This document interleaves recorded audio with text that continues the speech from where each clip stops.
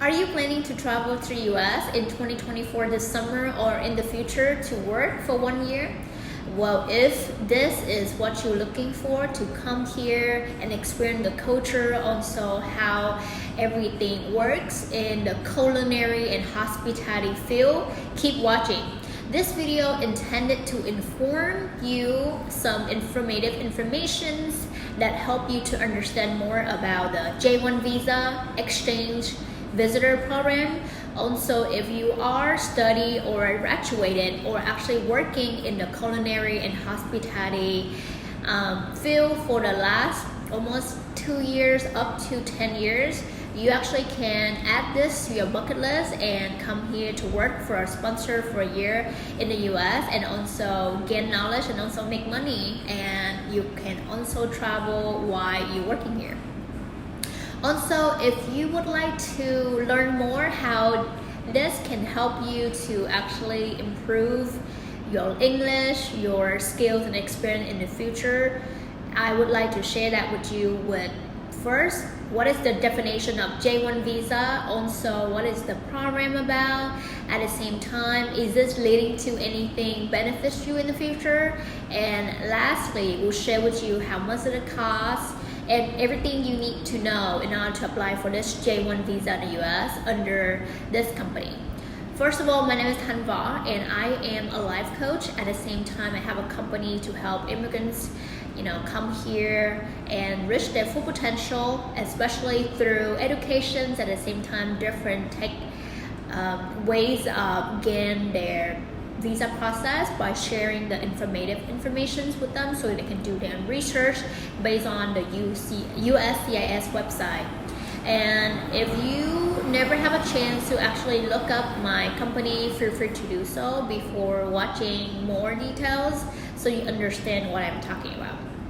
Alright, so let's jump into learning more about the definitions of the J-1 visa exchange visitor program. Alright, so let's do this together before jumping in and share with you the J-1 visa. You need to understand what are different categories here under the USCIS websites and also what is your long-term goal before coming to the US. So if you don't know, I would like to emphasize that I've been sharing a lot of information about the green card application through employment EB3 visa, and right now I would like to share with you the how to get 10 years green card through an EB3 visa. Also at the same time, 10 ways to get 10-year green card or green card in general. So first of all, disclaimer, this presentation intends to provide information, not give any legal advice. Also, you can actually reach out to me on my personal level, LinkedIn, and also YouTube. Feel free to comment and I will answer more questions that relate to the topics at the same time in my ability based on my knowledge.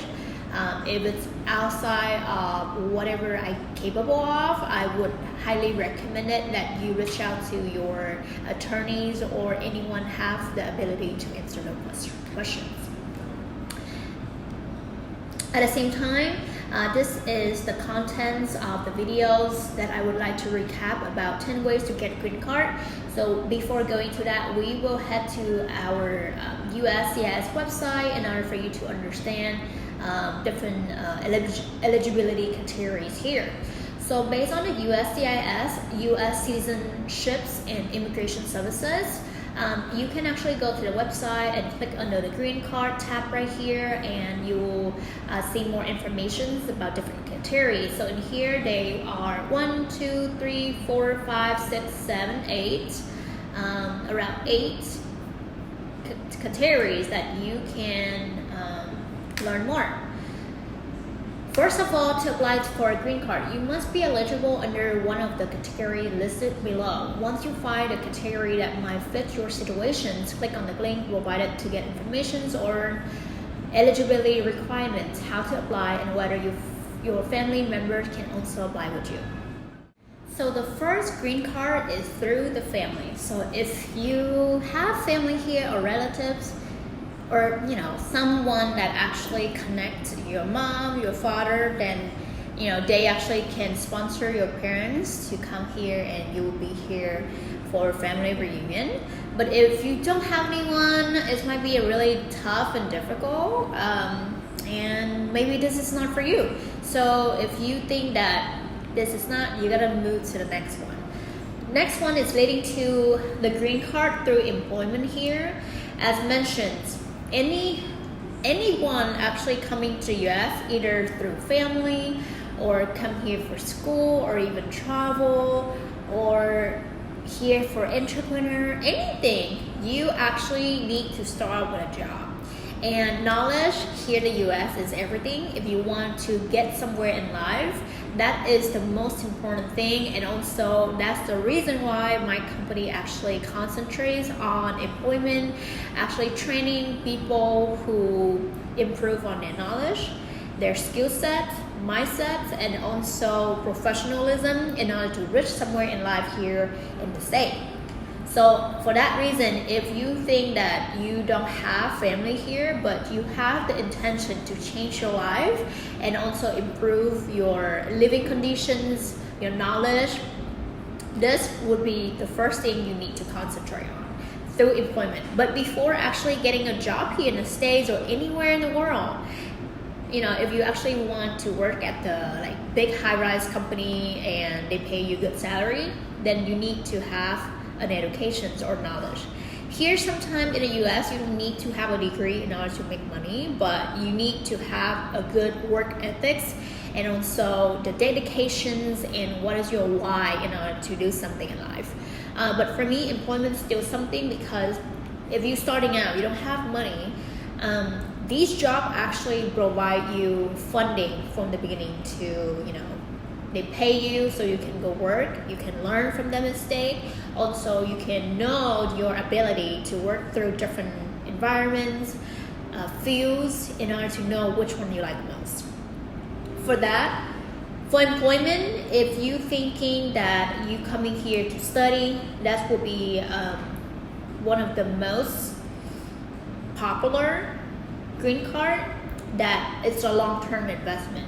Because why? You come here to pursue an education in school here for people who from overseas, especially from different countries, are expensive. You pay triple educations and also limited work ability during school, and after that you have to file sponsorships and all of the requirements in order to achieve your goals. For that, you can see here under the website, you may be eligible to apply as immigration worker, also physician's national interest waiver, and also immigrant investor. So first of all, we're going to the immigration worker first. If you are the first preference immigration worker, meaning you have the extraordinary ability in science, art, education, business, or athletics, or an outstanding professor of researchers, or are multinational manager or executive who meet certain criteria. Second, are a second preference immigrant worker, meaning you are members of professionals that requires an advanced degree or have exceptional ability in science, art, or business, or are seeking a national interest waiver. And lastly, a third preference immigration worker, meaning you are a skilled worker, meaning your job requires a minimum of 2-year trainings or work experience, or professional, meaning your job requires at least a US bachelor degree of foreign language, or you are a member of the professions. And lastly, it's unskilled worker, meaning you perform unskilled labor requiring less than 2-year training or experience. So for this, if you actually watching the video from my channel, you will see that I concentrate on the third preference immigration worker here that share with you specific. You actually can go to that and learn more of the information, okay?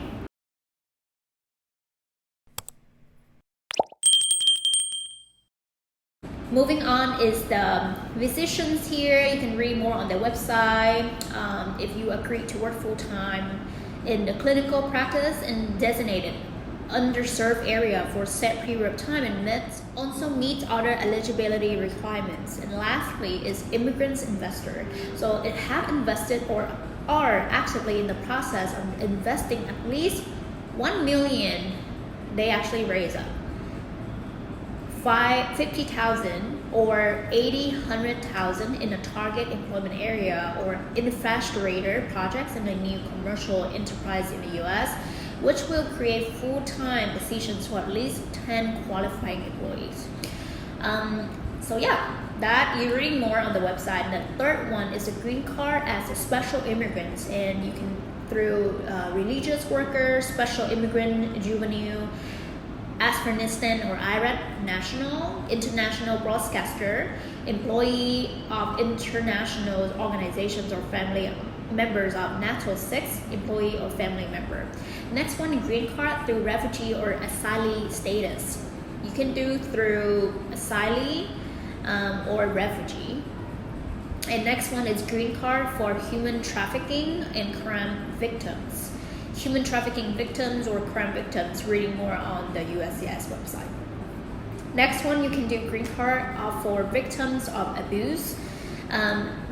VAWA, so petitioners, victim of battery or extreme cruelty, special immigrant, juvenile, and an abuse victim of battery or extreme cruelty, spouse or child under Cuban adjustment, and an abuse victim or battery spouse or child under Haitian's Refugee Immigration Fairness Act.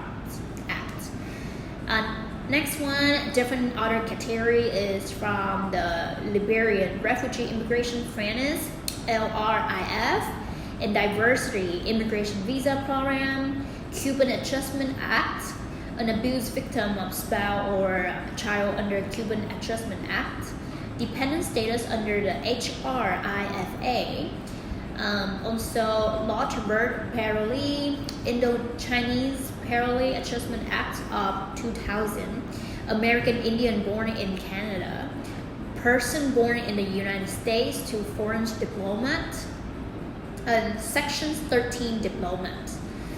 And lastly, green card through registry. You may be eligible to register for a green card if you have resided continuously in the US since before January 1st, 1972. So that all the informations for you to actually look into the green card and know more how to actually, get your green card and become a US citizen after a few period of time. You can read more on that website. Also, because like I mentioned, employment is a part of vital importance for people who come here or even travel here to work for a short period of time to return home. That's the reason why we jump into another one that actually showing you what is the J-1 visa about. You actually can look up on their website. Let me see where that. Right here, if you're looking for J-1 visa, and it will pops up in here under exchange visitors, and you can read more working in the United States. So there are different categories here for you to come here and work. There are also different things that we can actually list it out and then go in deep. First one is international entrepreneur rule.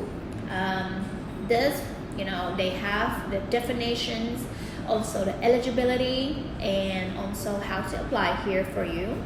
Also, temporary worker through different visa, CW1, E1, E2, E2 treaty investor, E3, H1B, H2A, H2B, H3I, L1A visa, L1B, O0, P1A, P1B, P2, P3, Q, R1, TN, NAFTA professions.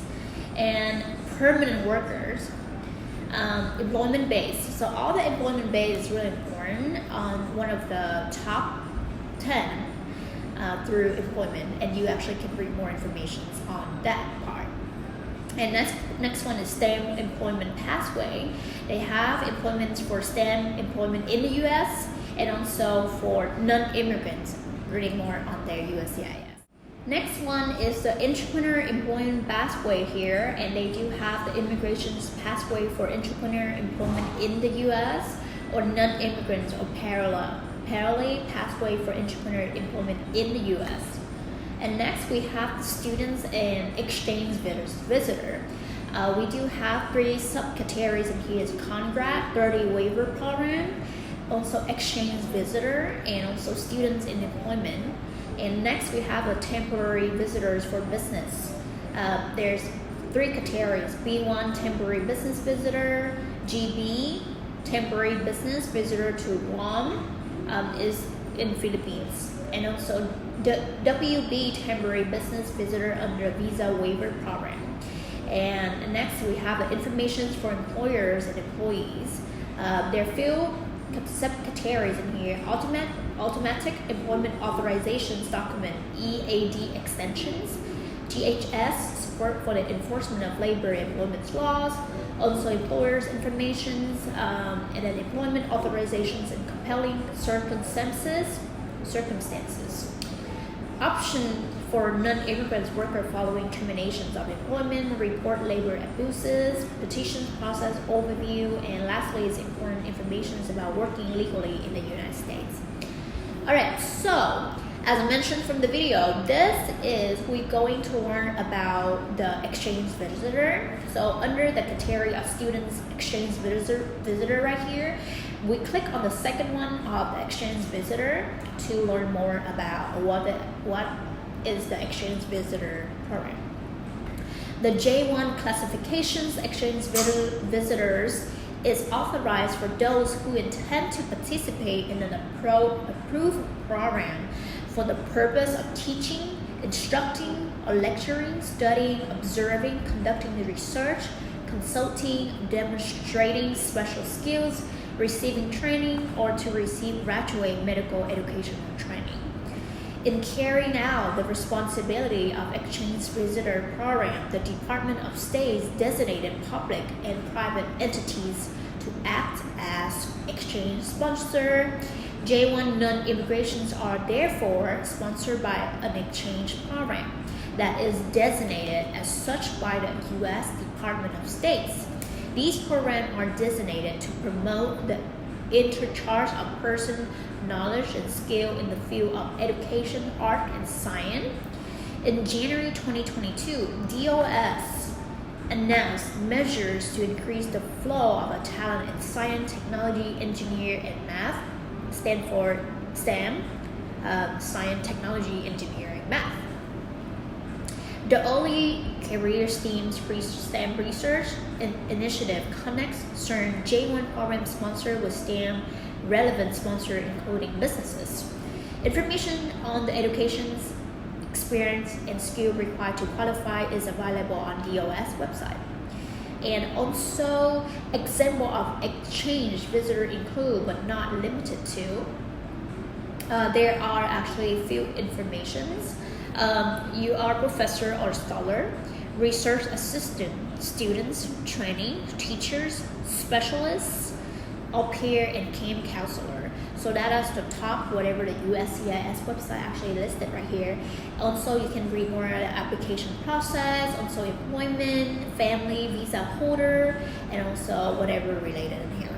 All right. So because we already understand where is this information? Is this the J-1 eligible for you to come here? And I hope that you understand a little bit about the exchange visitor. And now we're going to digging deeper about the J-1 exchange visitor program, stand for XVP on the trainees and also, okay?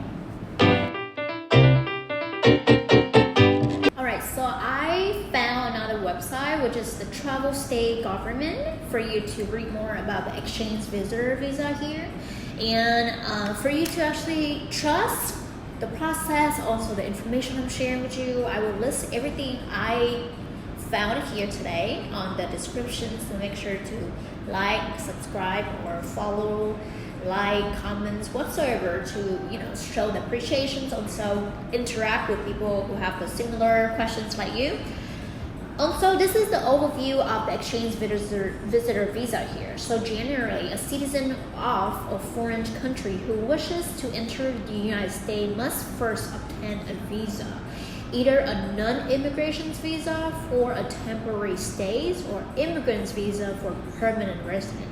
So if you don't know the definitions, non-immigrants is you only stay here for a short period of time and not leading to anything. You return to your home country and carry on to your life in your hometown. If you obtain an immigrant visa, which is you come here and become green card holder, legal residents, and leading to citizenships, then you need to understand the non-immigrants and immigrants visa here that they listed. You can also find this information on the USCIS website to read more about definitions and also difference between these two.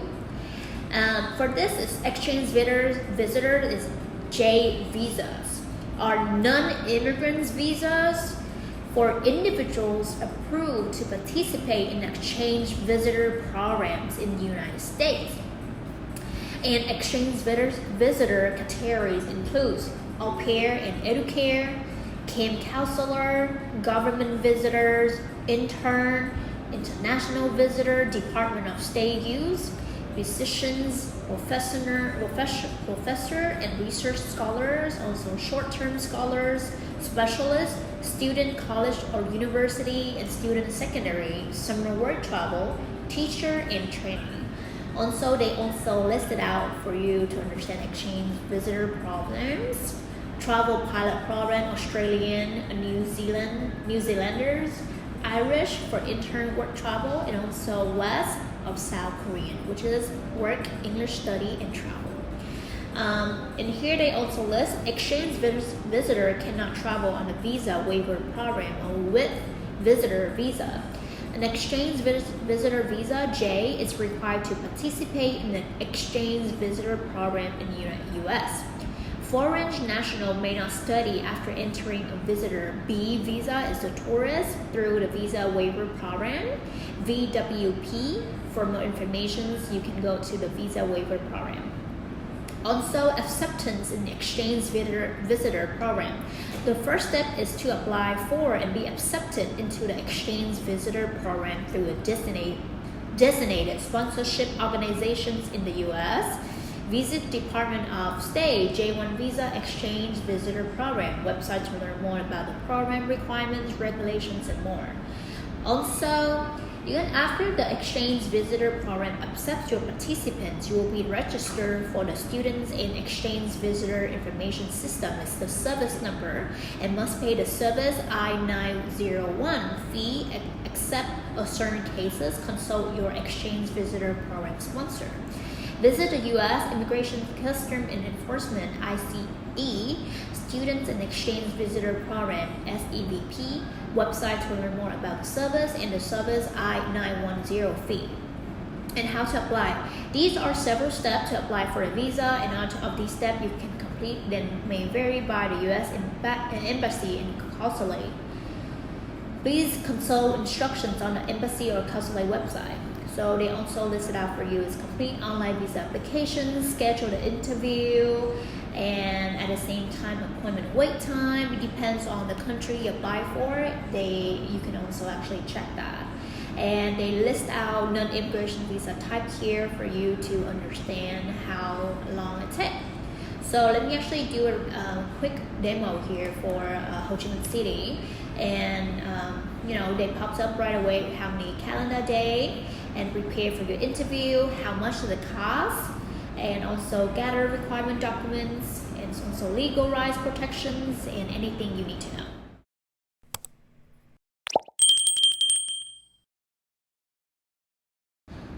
So there are also the 2-year home country physical presence requirement that really important for most people if you planning to come here at the under exchange visitor program. Read more on the travel.state.geo, stand for government, and you will understand more about the 2 years home country physical presence requirement. When you apply to participate in the exchange visitor program and your programs fall under the conditions below, you'll be subject to a 2-year home country physical present foreign resident requirement. This means you will be required to return to your home country for 2 years and at the end of your exchange visitor program. This requirement under immigration law is based on a section 212E of the Immigration and Nationality Act. 2-year home country physical present requirement conditions. An exchange visitor is subject to a 2-year home country physical present requirement if the following condition exists. First, it's government-funded exchange program.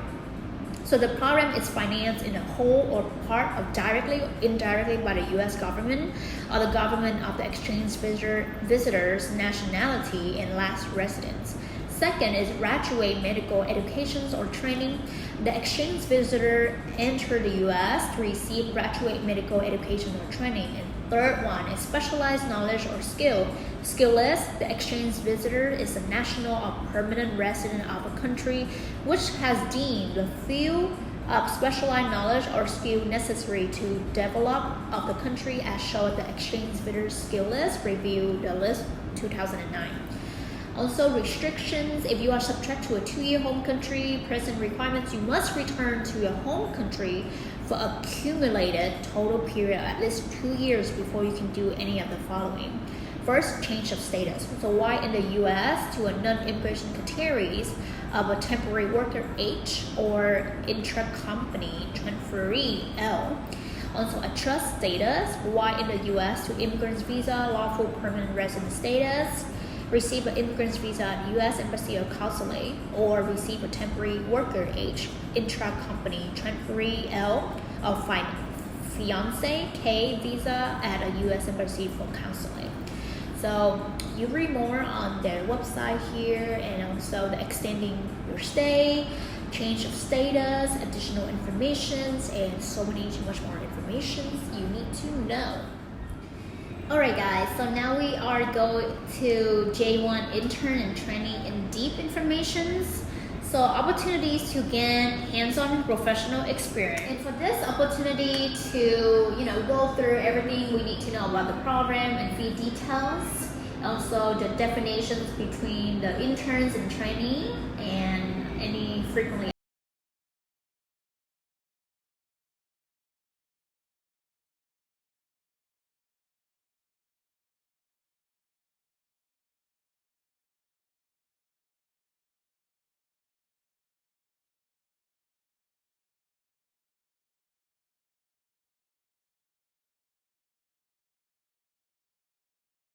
So with the company, actually,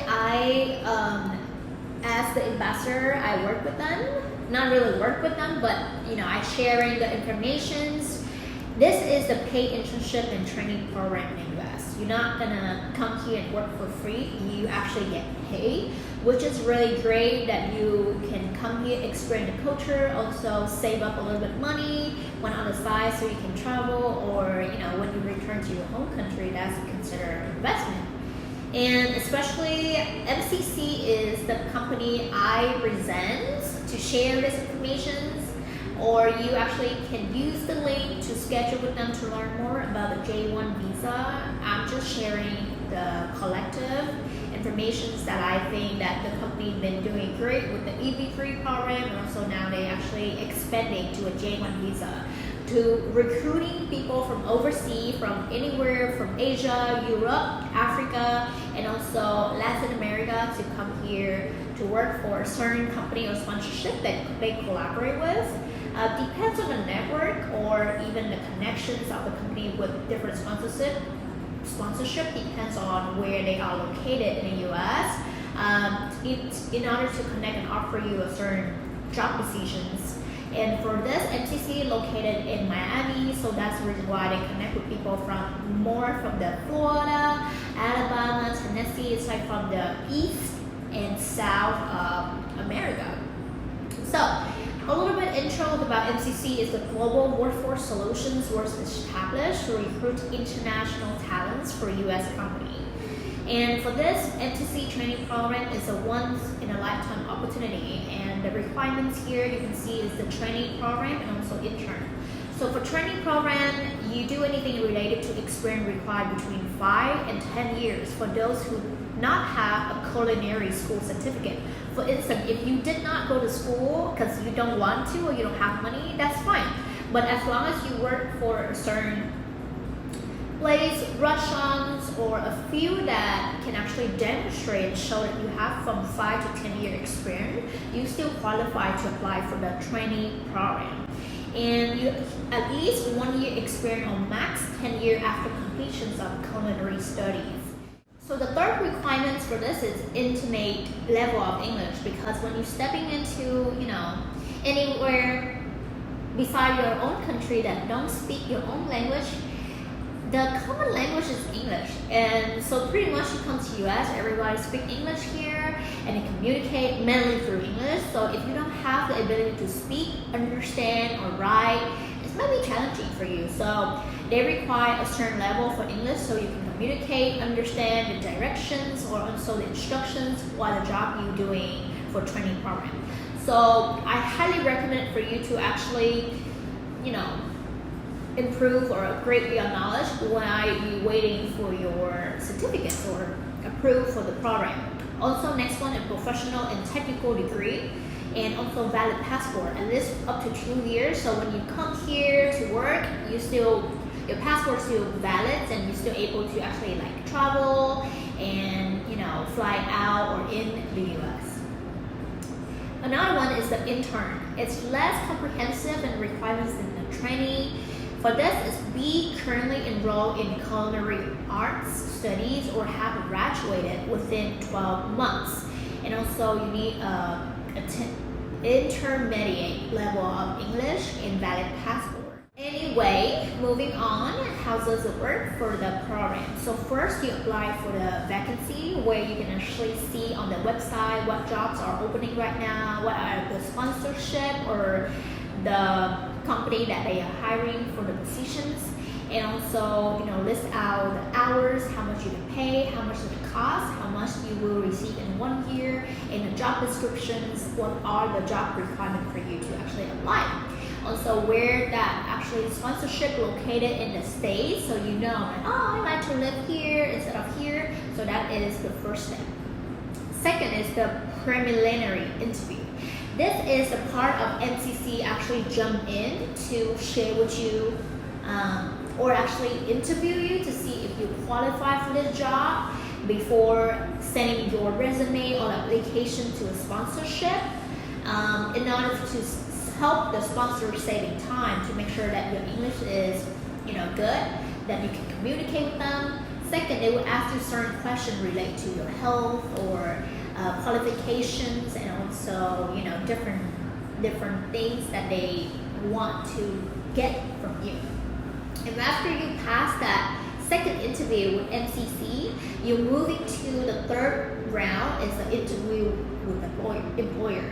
So now you actually pass and you gotta get ready to answer some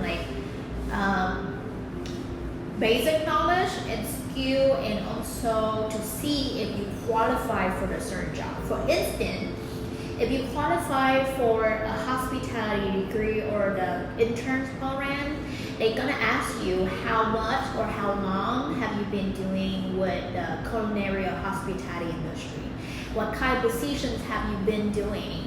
And also how's your customer service, depends on the positions and all that, to understand that if you qualify or not before they hiring you. So if you are confident and you already have a lot of experience in those field that you've been doing or you've been in school, they will moving forward to the next step, which is pointing to the step 4, which is work permit applications. They will gather all the information from you to apply for the work permits, and then from there, if you pass everything, if they take a couple weeks or so, they will actually send you all the paperwork, and then you actually can apply for the visa process called consular process. I'm sorry for the background. Consular process in your home country, and you can interview again with the U.S. Embassy at your home country. So now they're gonna ask you certain questions: how long are you gonna be there? What kind of job are you gonna do? And where are you gonna work? And what is your intention for this job? All that question you need to understand. That's the reason why you need to stay involved in the application process in order to understand where's your sponsorship located.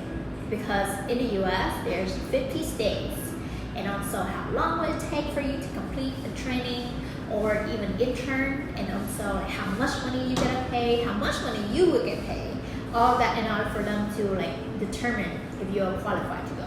And also, last step is arrive in the US and begin to work. So now you understand a little bit about the process, how does it work, and also the difference between the trainee program and intern. We're moving to see what is the job available with the MCC USA program here. So currently right now, they are concentrated on whoever want to come to the US to work relate to hospitality and also culinary field. So technically, they have 3 positions available right now on their website. And they have the first one is the chef or cook front of the house, located in Alabama.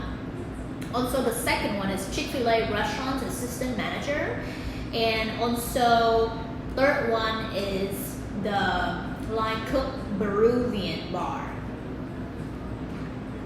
Because this actually kind of limited, and they are new for this program, so only 3 positions are available right now, but let's actually jump into the first positions so you understand a little bit better of the hourly wage and also location-wise and the durations. I'm going to click on the first one, which is the chef's cook in front of the house. So for the job deal here, locations is, like I said, in Alabama. So if you don't know the geography of the US or where it's located, we actually can go through together after that. First of all, this is company descriptions. So Coastal restaurants offer fresh, classic coastal fare featuring chef-inspired dishes, local seafood, seasonal favorites, and indulgent dessert. So for the job descriptions, what they're looking for in candidates, which is you, is the culinary-driven individual, people with highest standards of work ethics, passionate cooks, bakery, pastry, enthusiastic, dynamic, and proactive people from all around the world, people who want to take their culinary career to the next level, people eager to learn and develop. Responsibility include coordinating with the kitchen team, maintaining clean workstations, and ensuring high standards of food quality. Also, there's a few photos of the company here, and they also show the requisitory to apply. And they already listed, and we already talked about this at the beginning of this website. So, projected budget, this is monthly income around $2,400 monthly, and projected cost for housing and transportation is where you actually pay for your rent. Also, commute to go to work is $600, and compensations for per year is around $20,880 for a whole year. So disclaimer that they actually listed on the website, the projected budgets provide an estimate for information purposes only. Meals will be provided by the employer during work hours. That's actually really nice of them, because mostly or the other places you actually get to pay for your meals. The first rent for accommodations must be paid in advance. $600 estimate. The budget does not include flights to arrive and depart from the USA. Around 400 to 700 estimate, depends on actually where you fly from. If from Asia, it's actually more expensive. Taxes and other expenses, they may vary based on individual lifestyle choices. Also, cost for application one time only. So this designated sponsor processing fee is around $1,870 USA, and you actually have to pay upfront. First payment is $1,220 when you sign a contract. Also, $420 non-refundable fees, and including with that is $650 US mandatory health insurance upon visa approval. Financing options available offered by MCC USA. So let me actually break it down, because when you actually arrive in the US, having a health insurance is really important, to be honest, because you are not resident here, and in order for you to actually travel or live here, you need a health insurance, because anything happens, you have health insurance covered for you, and it's actually bringing you the cost of expenses when you actually get to go to the hospital, checkup, and also medical expenses or bills, and medicine or drugs, not drugs, medicines when you get sick. So if you don't know, cost of medical expenses here in the US is extremely high. So for instance, anything happen, you call the ambulance or the firefighters to actually come and, or 911, it's cost you at least a couple $1,000 from the first place. So if you don't have anything to cover, or even when you arrive at any ER, which is emergency, what does the R stand for? I don't know. Emergency room. They will ask for your health insurance first, and anything they will ask for health insurance. So highly recommended to pay for that upfront, or when you arrive you can actually change, but to different one that actually less expensive, but you can actually talk to the company in order to figure that out. Alright, so we have the first one is the job for the chef and cook front of the house. We going to the Chick-fil-A restaurant assistant manager here, which is like $14 only, and you do assistant manager. That's actually kind of low. But I don't really know what's the deal here, but you work in Tennessee, the state of Tennessee, and duration is 12 months.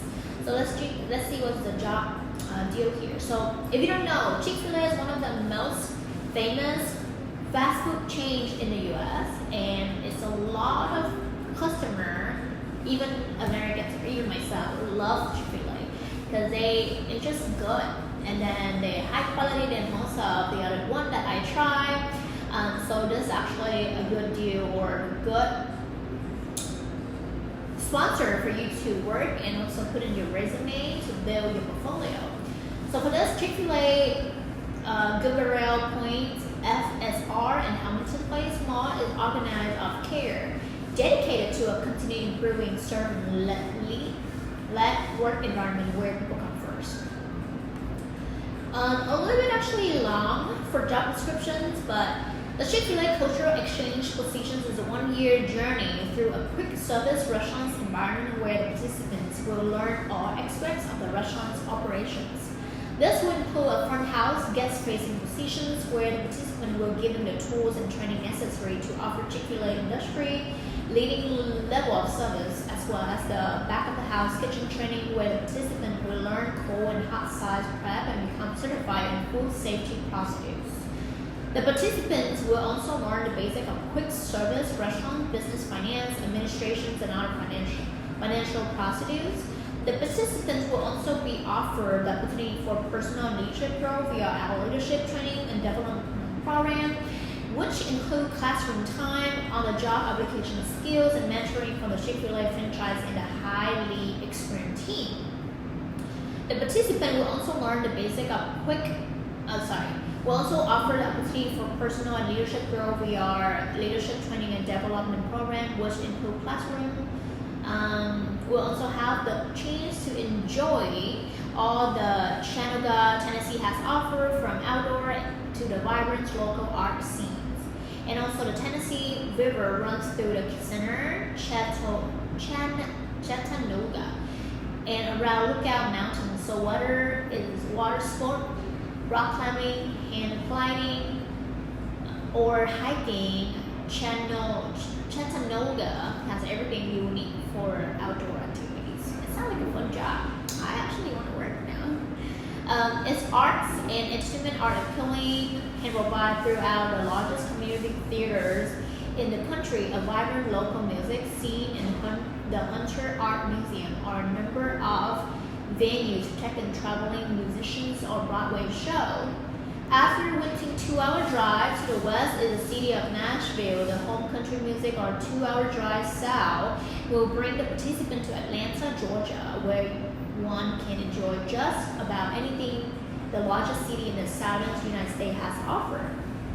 Actually, this sounds so good. And I think also because Tennessee has a little bit living expenses or living costs, depends on the city and the states. If you understand more about the U.S. economy or, the geography, you will understand why the projected cost for housing and transportation is now changed from Alabama was $600 and right now it's $900. But this actually lower salary compared to the other one.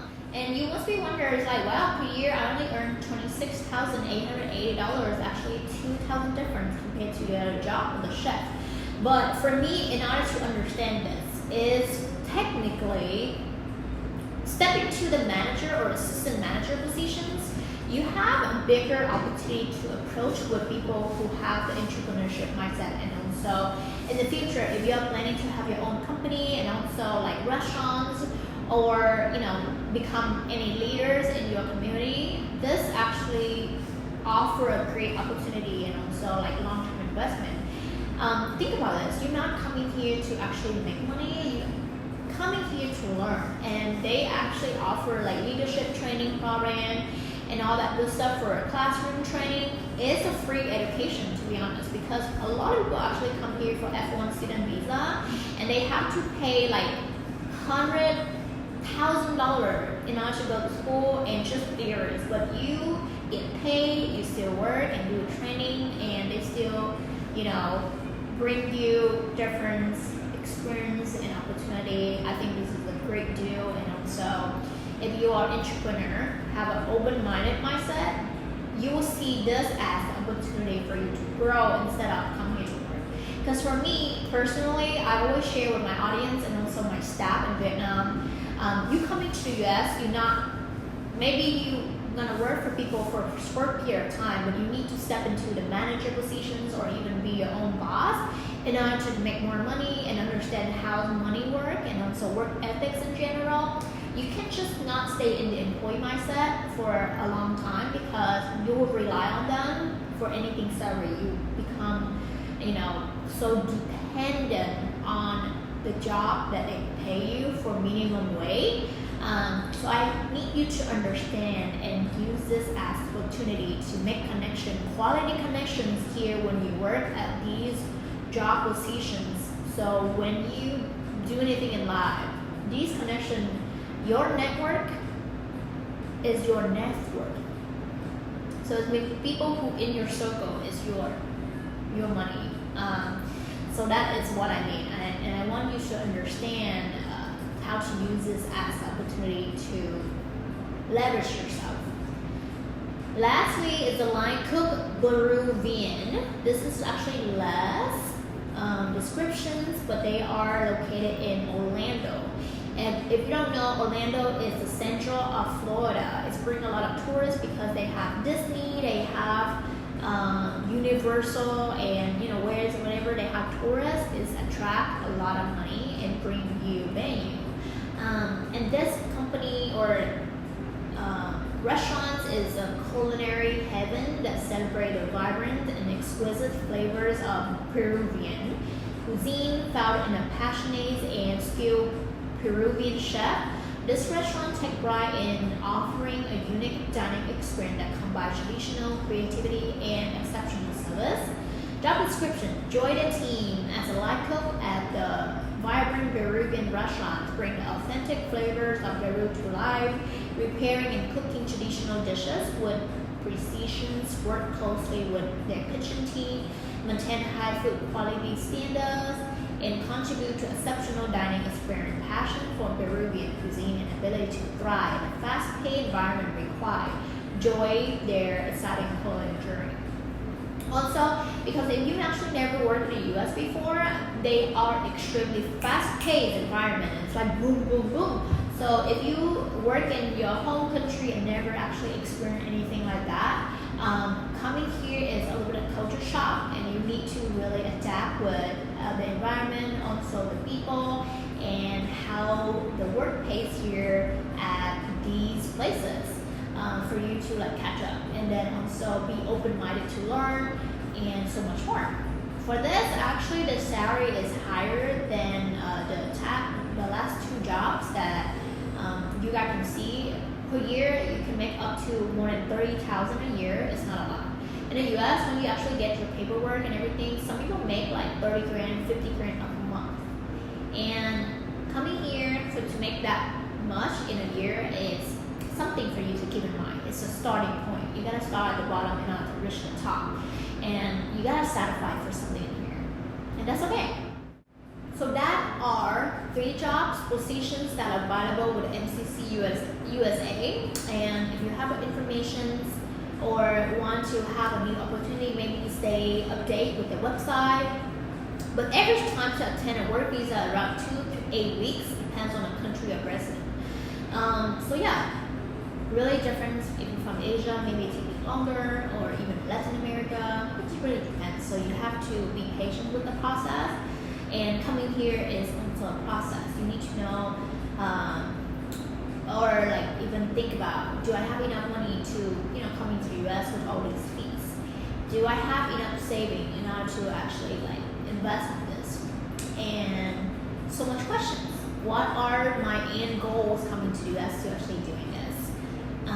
So if you are like a group of young people, or in your mid-age, thinking, oh, I just want to come here to work for like a year to know people and go back because I love my home country, I don't want to live in the US, and you do whatever you want. But some people like, I need to like become a citizen or anything, and they choose different routes because they have a different ending goal compared to you. So you need to ask yourself, what do you want? So we already actually answered. So moving on is, what is MCC USA? So we already talked about this. They are based in Miami, Florida, and in 2022 they recruited workers in 52 countries and have more than 3,000 jobs available in 2023. And MCC USA worldwide present is they have 52 countries: South America, Central America, Caribbean, and Oceania, Europe, Africa, and Asia. And they also, you can actually read their press release, and also if you actually ready to apply, you can click the link on my link below on the description to schedule an interview with them or apply to see if you qualify, and you can start from there. But if you're not ready, continue watching, because I'm going to show you this video so you can understand a little bit in deep about what are they actually looking for.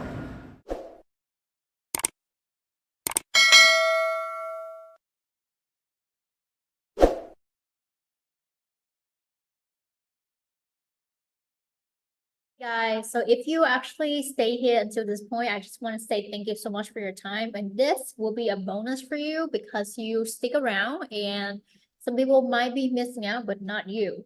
So first of all, later I'm going to share with you what are the other programs from huge company here in the US, and also which state should you choose based on the salaries and why is that. And also I want to show you the video. So that's the top 2 right now for me that I would like to share with you. So let me share my screen here and showing you. First of all, this is the visa program for Marriott. And Marriott's like huge hotel chains in the world. And they do offer the visa program if you actually, interested in the J-1 visa program for students or interns to gain experience working in Marriott hotels within the United States. And you see in here the J-1 visa training program. If you're currently working or studying in the hospitality field outside of the US, the J-1 exchange visitor training program offers you the opportunity to gain experience working in Marriott hotels within the US. The program guidelines, the J-1 visa can provide an opportunity for practicals on the job training in the US for foreign nationals who are either interns or trainees. Here are some things to keep in mind if you are considering a career enhancing J-1 opportunity with Marriott in the US. To qualify as the J-1 intern, an individual must be either currently enrolled in pursuing studies at a degree or certificate granting boss, secondary academic institutions outside the US, or have graduated from such institutions no more than 12 months prior to his or her exchange program start date.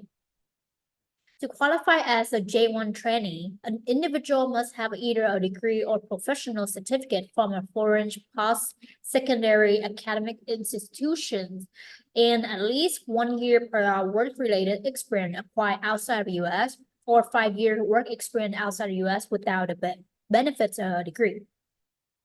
J-1 program in the hospitality and tourism category are limited to 12 months for both interns and trainees.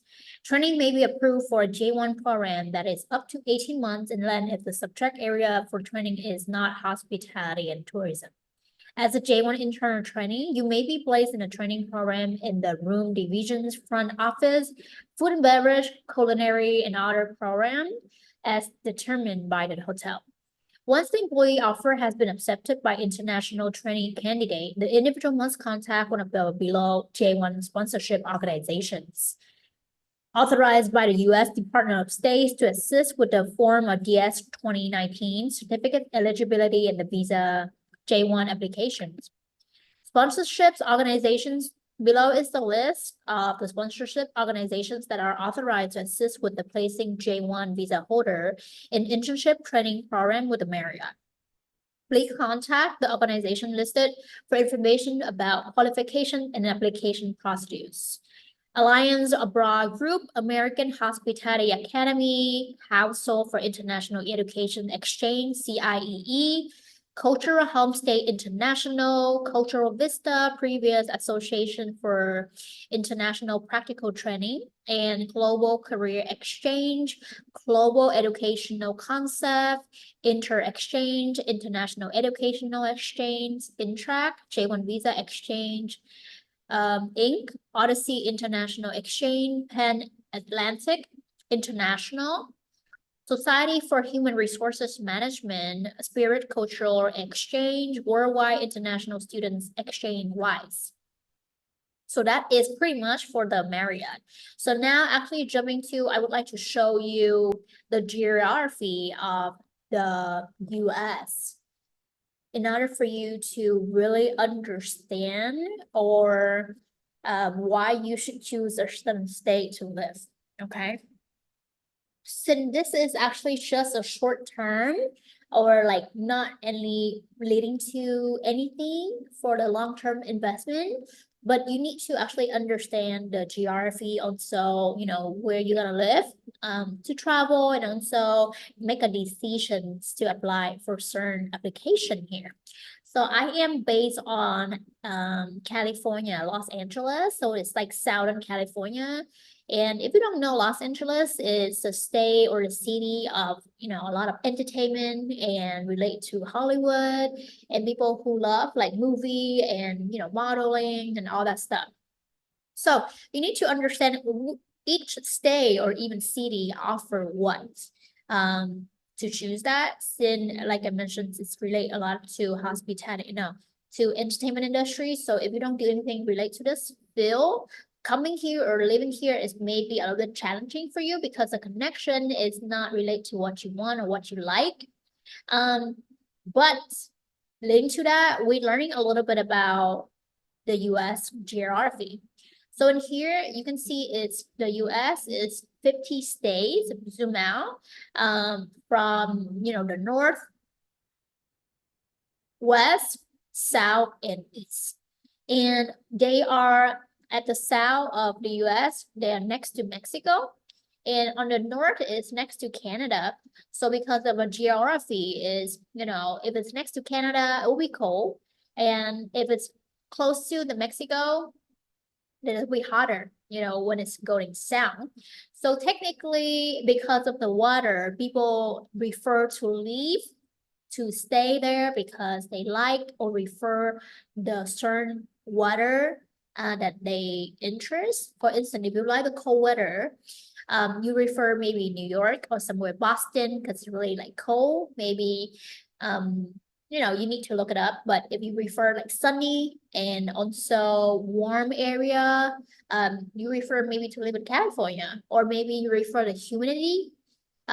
People like Florida because of that. And also it's next to the beach. The water is more warm and different type of atmosphere they want to experience. Even though California is a big state, but then the north and the south is so different because the north is really close to Oregon. So the weather here always foggy and it's cold. For that is actually affect a lot of people like who don't like the cold to live in San Francisco. And also, if you know, San Francisco is actually offer a lot of like jobs related to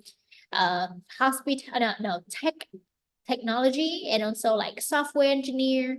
So people who don't do anything related to this maybe have a little bit difficulty to live here because you cannot find a job, right? So because of that uniqueness of the city and state, understand this, it's easier for you. So I can actually give you a little bit of brief what are the strengths or weaknesses of each state here, because I mostly even travel to not much, but not everywhere, but at least a couple of the states here in the US to understand about what is that really about. So I've been to Seattle, and you know, Seattle is a city, it's a lot of technology too. Different careers also like really booming here, but it's the base of a lot of like tech company, you know, like Amazon or certain big company there. So people, I believe that live in Seattle offer a job related to technology, and also because it's raining, is doomy, and then also it's cold. Some people don't like living here because they said that it's give them depressions. And you gotta know about this because the J-1 visa or even EB3 visa, they trying to bring people to US who cannot, where they cannot really fulfill the job vacancy because they don't have enough people to live in the rural area, because most people, even your home country, people want to move to the big city where's the money flow, you know. So whoever live in a big city, make a lot of money, they want to move there even though they're not from there, but they there for the money. So in order for them to protect the jobs for citizens here, they will actually have a lot of vacancies from a rural area that not a lot of Americans live. So that's the reason why you cannot even choose the state, and you won't able to find any of the jobs in the big city like California, New York, or Seattle, or even Texas, because of these factors. So you need to understand. But if you want to have more options, like, oh, I want to work, you know, in Seattle out of this, you need to go to school. You need to get a degree and, you know, choose the big companies to work there. But then, you know, there's a price for that too, because you need to pay more money for education. It's around 200K plus. If you think if you have that much money, then choose the different routes instead. Because I mentioned this is related to hospitality and culinary options. There's another state that is really booming with that tourism is Nevada, which is Las Vegas. But then the thing is, Las Vegas is a big city and it's a lot of people go there for work. There's no job vacancy for you to be there because it's the money flow. A lot of people go there for tourists. Definitely there's no job for people from overseas. But who knows? Depends. But like I said, it's people from different city or state in the US move to Las Vegas for work, and they can make like 100K plus with just only in 3 months in summer. And it's really hard for you to even make that options. Also moving to like different state like Utah or Montana or Idaho. Arizona is more like a little bit hotter because it's going toward to different geography here. And it seemed like for me, it's not really like famous for a lot of people, but it's still there's a lot of people live here. And also these states and city are a lot booming too. There are different things that I offer, but usually I don't see a lot of jobs that they lack of to hire people from the first place. And so that's the reason why you don't see anything much from these states. Also moving to like South Dakota and anything on top of this, it's really rural. Maybe they do offer a job that they laptop is from EB3, because now there's factories there, there's farm that they need people to work. And if you actually willing to live in those city or state, they might offer you a different visa category that leading to green card. You need to check with another video that I share to in order to see if they actually looking for or giving you that options to apply from the first place. Moving to Texas is huge. There's big and also like different city here, but There's also like area, certain small area that they lack about employment. They might offer, but at the moment, I haven't seen anything that will recruit people or need people from Texas. Because there's a lot of like, people live in Texas too, so not much thing.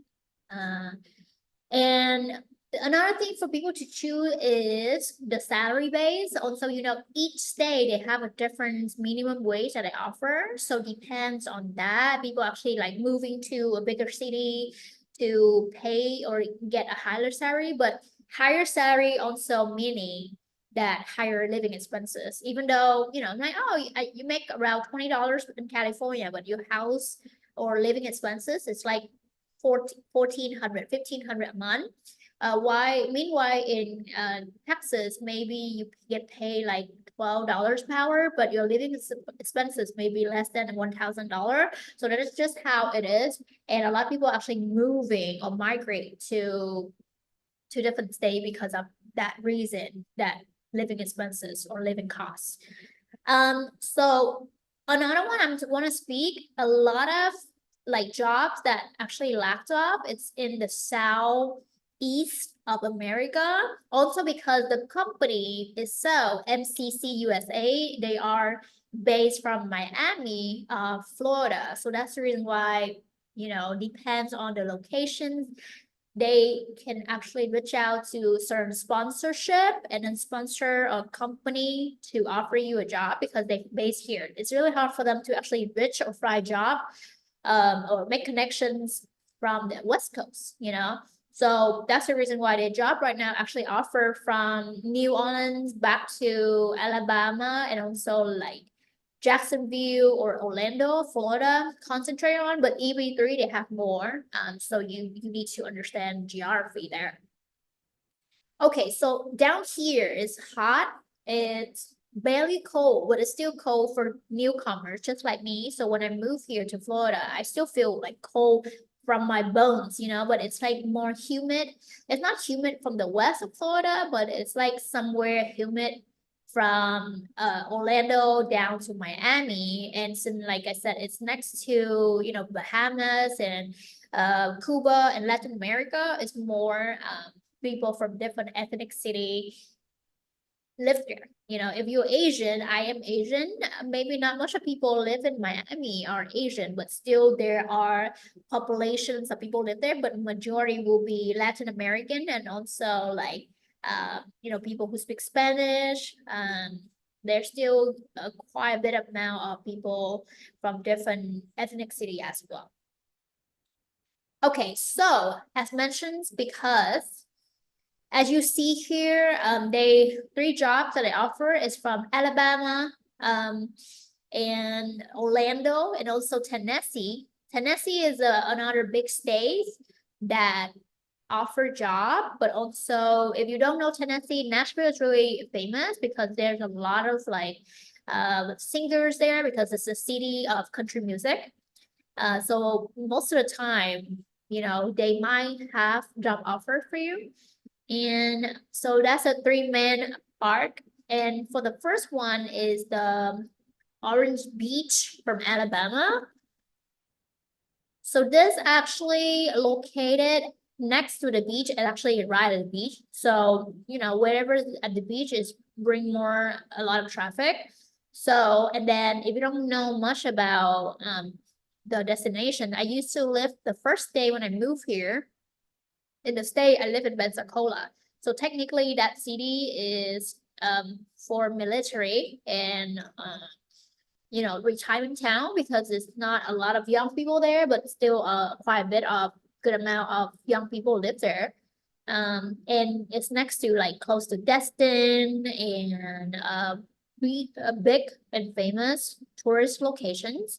So people can actually drive there. And from to the west side, you actually like a couple hours away from New Orleans, and New Orleans actually a huge city or famous city too for like Madagascar and big city for tourism as well because French colonized or not colonized but French culture, Cuban and Southern food is really good.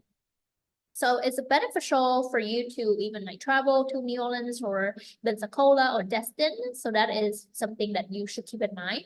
For Orlando, if you don't know much about Orlando, it's the central of Florida. It's where tourists come here a lot, even Americans, because they have Disney World. You know, Disney is actually famous everywhere, and also like Universal and all that famous destinations. So they always boost the tourism here a lot. And if you actually interested in Florida, it's close to Tampa. It's another big city and also expensive. Since Orlando is like famous for tourists, right? So living costs also a bit higher compared to Alabama or Orange Beach in Alabama. And from Orlando, you can drive to Miami. Miami is a huge big city for party and also like, you know, Sin City, I guess. Not like Vegas, but also like something for you to know the geography. So I'm like, oh, you know, if I work here, I can go to Miami for having fun, do pool party, go to the beach. But Orlando is also close to the beach, but Miami is popular for more party in general. And if you're not like a party person, then it might be not for you. So another one is Tennessee. And I don't even know, oh, Chattanooga here. And it's actually close to Atlanta. It's like around a couple hours away from Atlanta. And Atlanta is not a big city. That also a lot of people from Africa. Also, you know, huge Asian community here. It's really a lot of things to do as well. Atlanta is also another expensive city in the US. So maybe Chattanooga, I don't know how to say it correctly, might be expensive because it's somewhere between Nashville and Atlanta.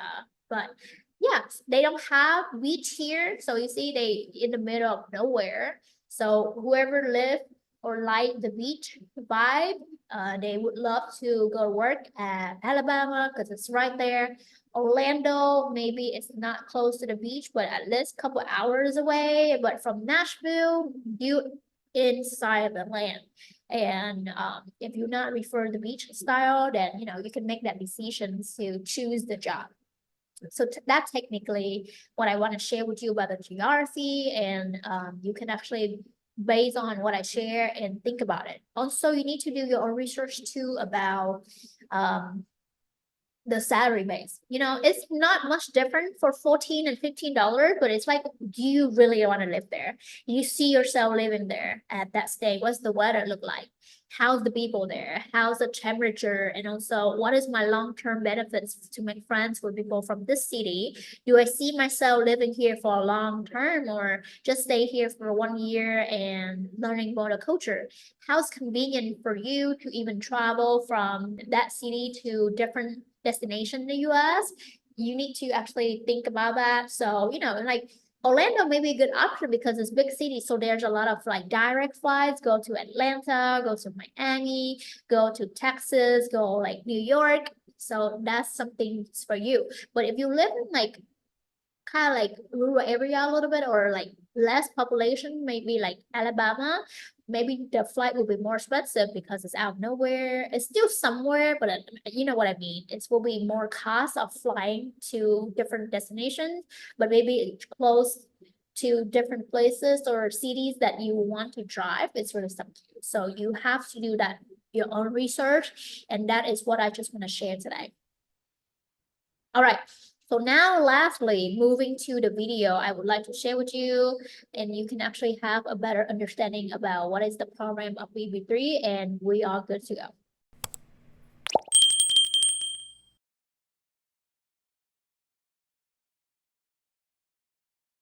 The J-1 visa is considered a cultural training visa.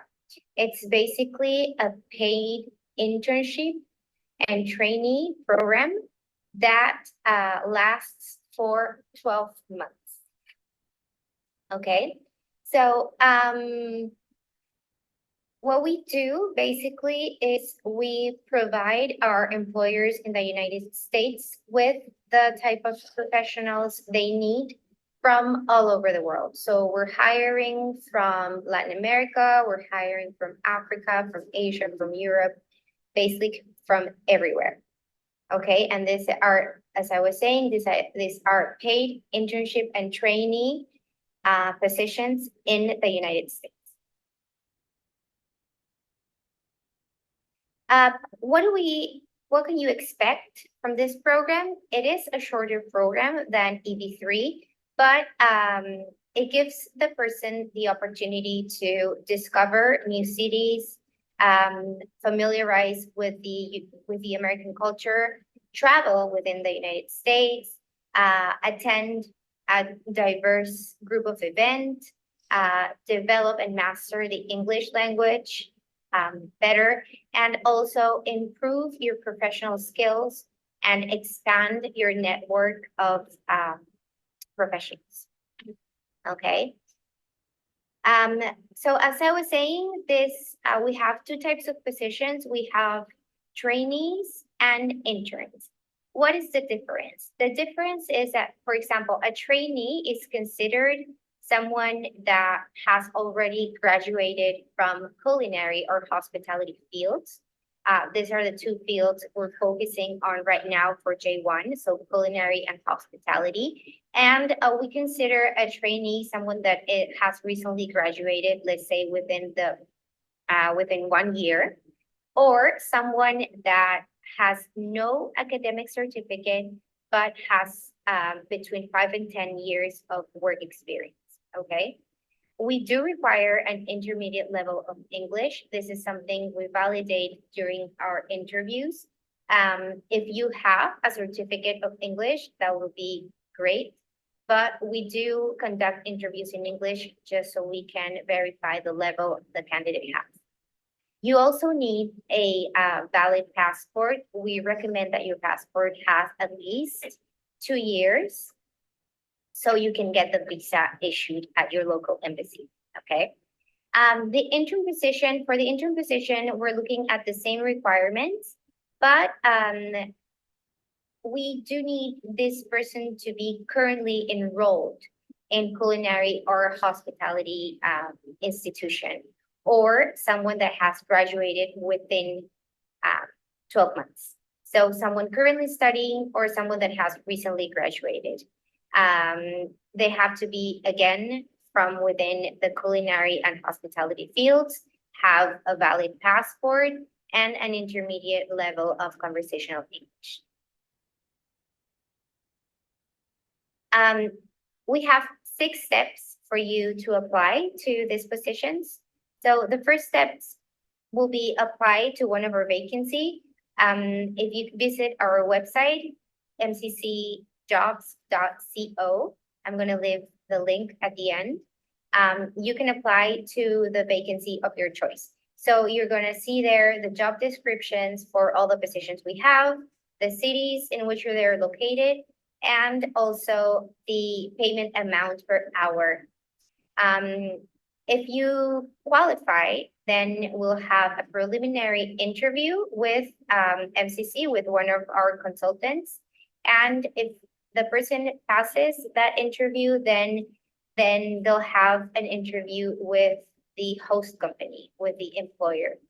Once the person is accepted by the host company, then they're issued an offer letter.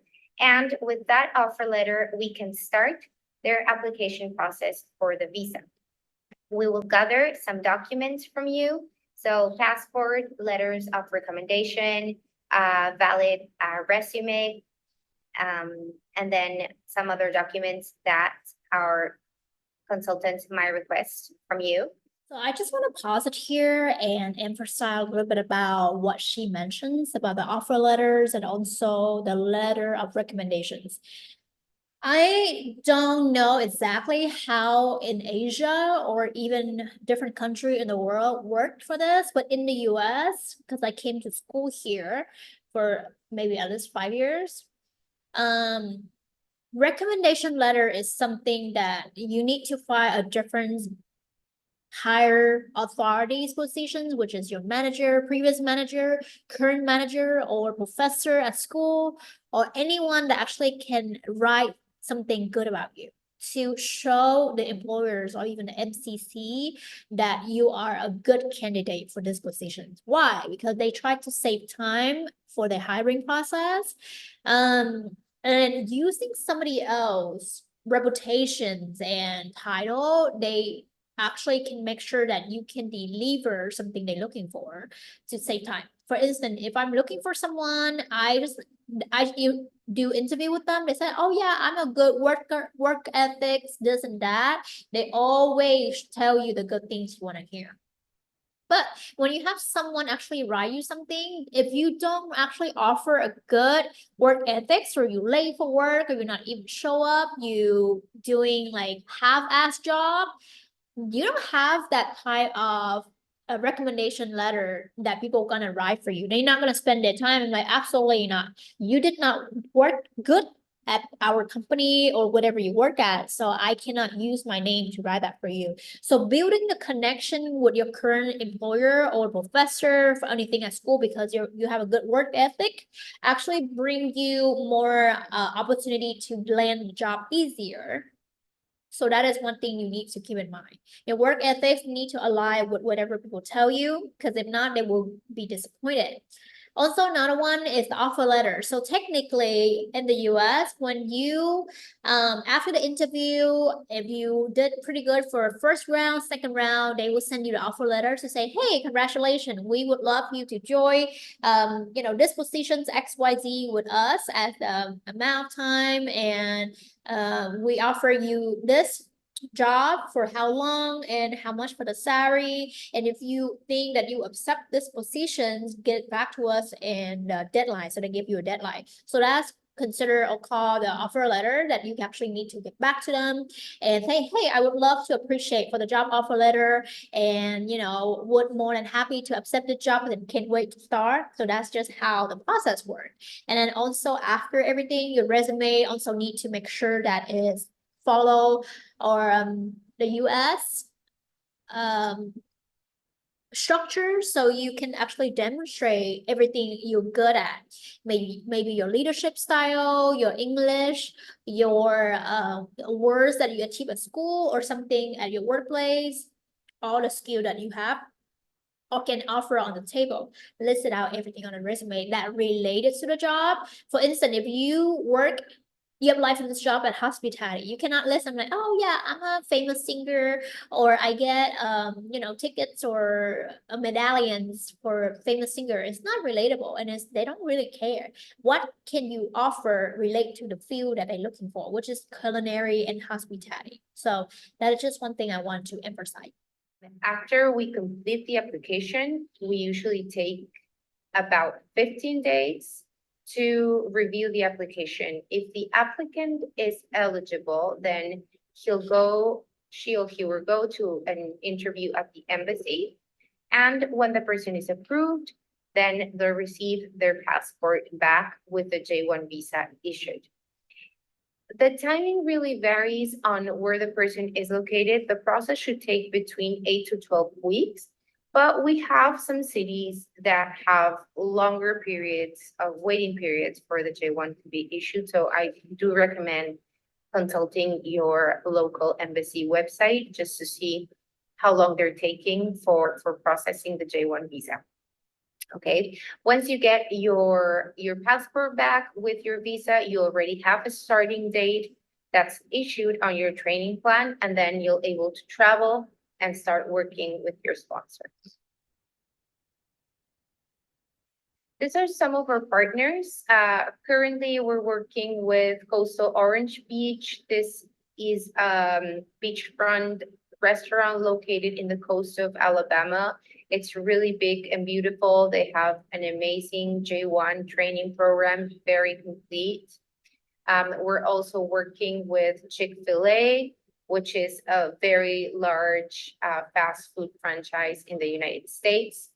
We're also pleased to work with Don Julio and Pisco. Both restaurants are located in Orlando, Florida, and Fortuna Bakery as well, also located in Orlando. For all of these sponsors, we're looking at kitchen positions, so chefs or line cooks.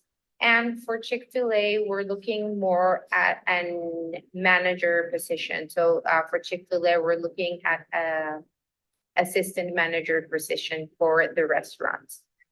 And this is located in Tennessee. Chick-fil-A is located in Tennessee.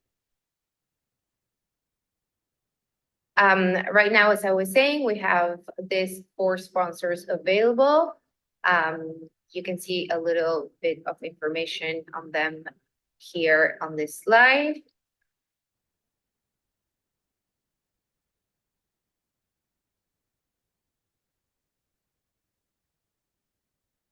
Okay, and now, so we project that the people that start working with our sponsors are going to earn $2,400 a month. So minimum salary for these positions are $14 per hour. The program requires that the person works between 38 to 45 hours per week. They're not allowed to work overtime just because they're on training. So, and also considering this is a cultural visa, they should not exceed the 45 hours per week to make sure the person has the opportunity to experience the culture and travel around a little bit and get to know the city a little bit more. So we don't want them, to work longer hours. So that gives you 28,800 per year. So that's what you make minimum during your 12 months of stay in the United States. Okay. This process has a cost for the applicant. It is a lower cost than for EB3. It is $1,870 per applicant. The first payment is only due when you receive an offer letter and sign a contract with us and with the host company. So until you have been accepted by an employer, you don't have to pay us anything. So we'll take the first payment with that signature of the contract, and the first payment will be $1,220. And when you get your visa approved, we expect the other part of the payment, which is $650. And this is just to cover the mandatory health insurance that you're going to need to travel to the United States. So this is something the government requires you to have international coverage, medical coverage before travel. And that makes the $1,870.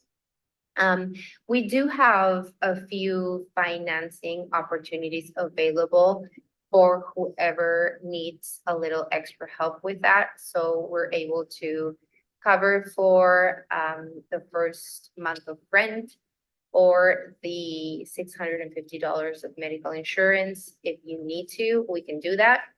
That's available on our side. And we do work that like case specific with each candidate.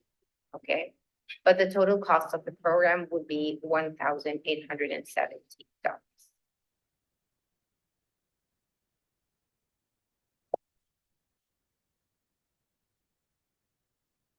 I would like to show you a video, which I think it's wonderful, from one of our sponsors. This is Coastal Orange. As I was telling you, this is a really, really big restaurant, a really big property on the beach.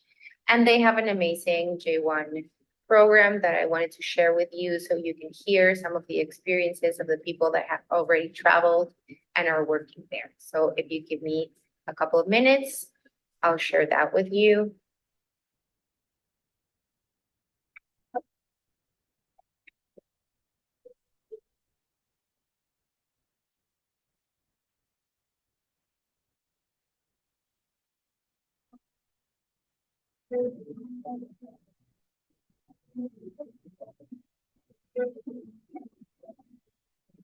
The Coastal Floribama Apprenticeship Program. We have 14 international students, J-1 culinary trainee, intern. So these students come to us from all over the world. They have a 1-year very strenuous curriculum as part of their program.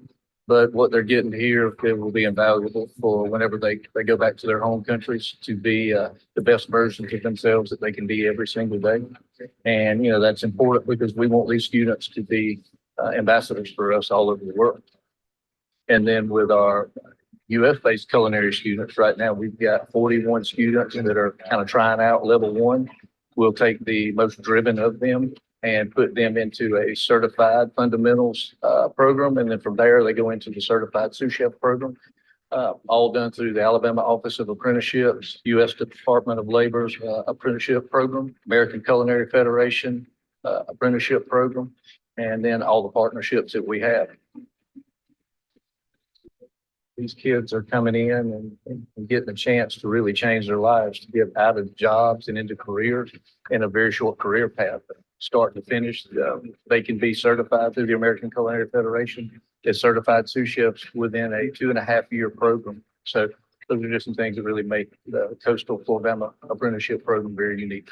That's really what sets us apart, is the commitment to the person and making sure that, you know, we help develop them in a way that no one else really would. So all the American Culinary Federation apprenticeship programs in the U.S., that we're one of only 2 that is completely self-funded, meaning there's no cost whatsoever to any of these apprentices. And we really make sure that they are the best versions of themselves that they can be every single day.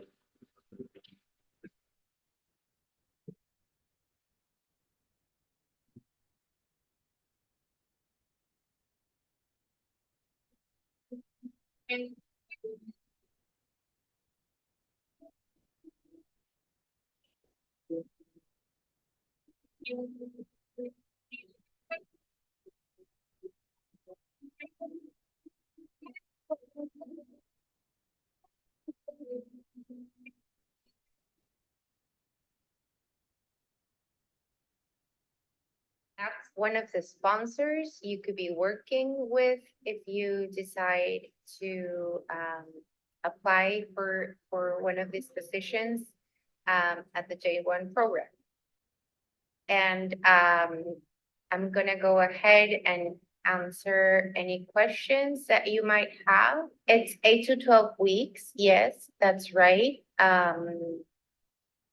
But as I was saying, I would suggest just checking your local embassy, US Embassy website to see what the J-1 waiting times are.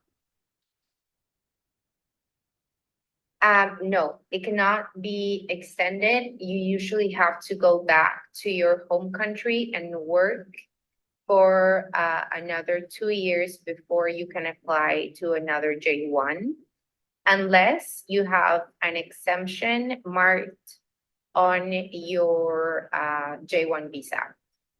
So it would say 212 exempt if you do not require to wait for 24 months, but then you'll have to go back to your country and reapply for another J-1 if you want to.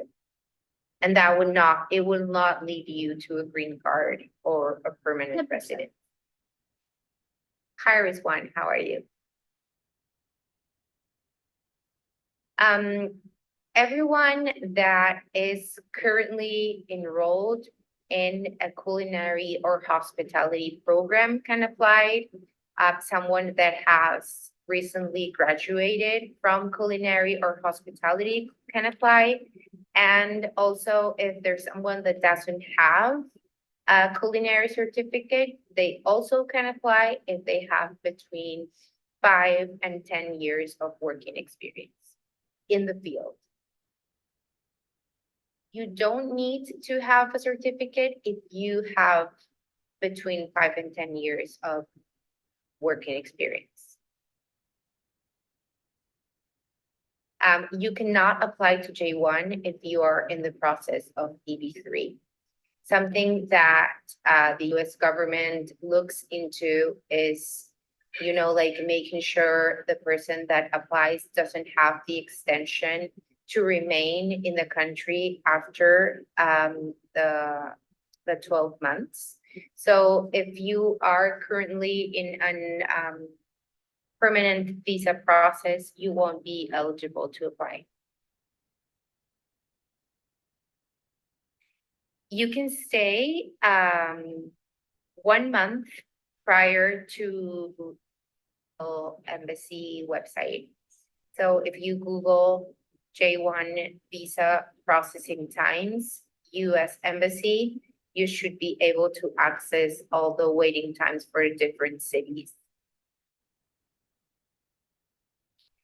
The exemption is 212E. Experience in business, or if you have a degree from business, but you have culinary experience between 5 and 10 years, you can apply. If you don't have the experience, then you won't be eligible just because you are not related to the field at this point.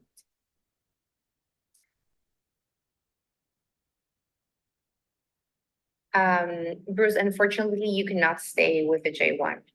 If the sponsor wants to hire you after that, then you'll have to go back to your home country and start, like a regular work visa process.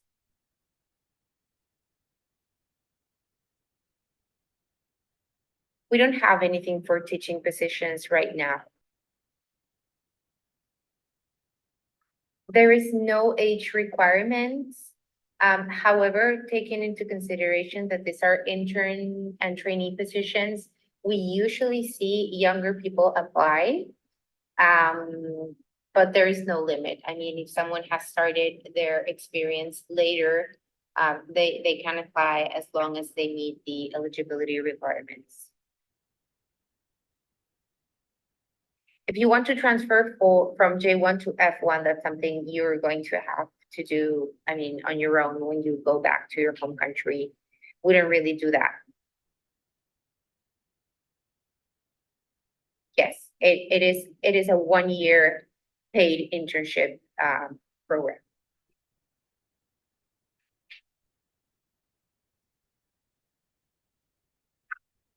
I'm sorry, Bright. I don't really manage the EB3 process. But if you contact someone from our website, they'll be happy to help, of course. MD, you cannot apply from within the US. You have to apply it outside the United States. We do not provide accommodation. What we can do is we can help applicants that require help financing the first month of rent. And what we do in those cases, we help them find a place, and then we'll pay for the first month, and then we'll deduct that from their payroll. Coastal Orange Beach does offer housing at $600 per month. So they have a really beautiful place, with townhouses near the restaurant. There isn't a deadline. We don't have a deadline at this point. We're constantly recruiting, so you can apply whenever you're ready. If you are on an EB3 process, unfortunately, you are not able to apply to J-1.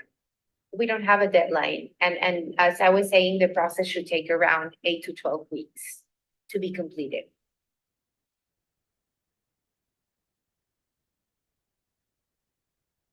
The process takes 8 to 12 weeks. No, unfortunately, you cannot work for another host company while you are on a J-1.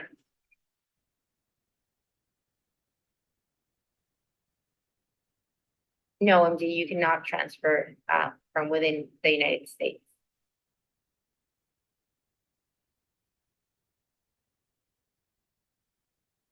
Giselle, I don't really speak Portuguese, but am I understanding that you would like to know if you can travel with a J-2 dependent? Is that right? Can you give me a thumbs up? Thumbs up? Okay, about J-2s, you are able to travel with a J-2 dependent if you need to, but that would be a separate visa process. So once you get your J-1 visa, you can apply for a J-2 for your dependents, but that's something you have to do on your own. We don't really do that for anyone, and you have to be able to prove to the embassy that you have the necessary economic resources to support your family while they're there. Yes, Amanda, you need to be currently employed here in the country. That's correct. Or in another country, but you need to be currently working within the field. All right, so I hope that is pretty much what you learned today about the J-1 visa that MCC representative was showing you. Also, I would like to emphasize a little bit, if you have more questions that you need to get some answer, make sure to go to the website and you can read more, but actually we can do that together. So I can explain a little bit. I know the video is getting long, but this is really important for me to educate and also sharing with you these informations, because based on my knowledge and also personal experience, we can, help each other out with this. Give me 1 second and I need that. All right, so in order for you to actually understand better different frequently asked questions, we're going to the sections to show all the questions regarding to what they do, what the J-1 visa process are like, and a characteristic our company that have vacancy in the US, how can apply the many questions sent on the social network. So we already know what is the visa J-1 about. What we actually can learn again to make sure that you understand fully what is that. So the J-1 exchange visitor visa is a non-immigration visa issued by the U.S. Department of State, offering numerous opportunities for international individuals seeking to travel and gain experience in the United States. Administrated by the State Department, the J-1 Exchange Visitor Program is a visitor type initiative that allows foreign nationals come to the U.S. for purposes such as teaching, studying, conducting research, demonstrating special skills, or receiving on-the-job training. The program offers flexible durations ranging from a few weeks to several years. The program's primary objective is to expose individuals from various countries to the culture and institutions of the U.S. It's aimed to foster better understanding and facilitate educational and cultural exchange program, promoting dialogue and cooperations between nations and a wide range of issues. What is J-1 training? The J-1 visa encompasses 15 different categories, including the training categories. This non-immigration visa enables foreign individuals to participate in training program with U.S.-based host organizations for maximum durations of 18 months. To eligible, you must possess either a degree or professional certificates from a post-secondary academic institutions recognized by the relevant ministry outside of the U.S., along with at least 1 year of relevant work experience in your occupational field gained outside the U.S. Alternatively, you may qualify, you become accumulative a minimum of 5 years of work experience in your occupational field outside the U.S. So another one is what is J-1 internship? We did training, now internship. The J-1 also encompasses 15 categories for a non-immigration visa training opportunity in U.S.-based host organization for maximum period of 12 months compared to the last one is 18 months. To qualify, you must meet one of the following criteria. Be currently enrolled in a degree or certificate program at a post-secondary academic institutions recognized by the relevant ministry outside the U.S. and are actively pursuing your studies or have graduated from such an institutions within a 12 months preceding the start date of your internship program. Next question, what is on-the-job training? On-the-job training is primarily focused on the concept of learning by doing, not theories.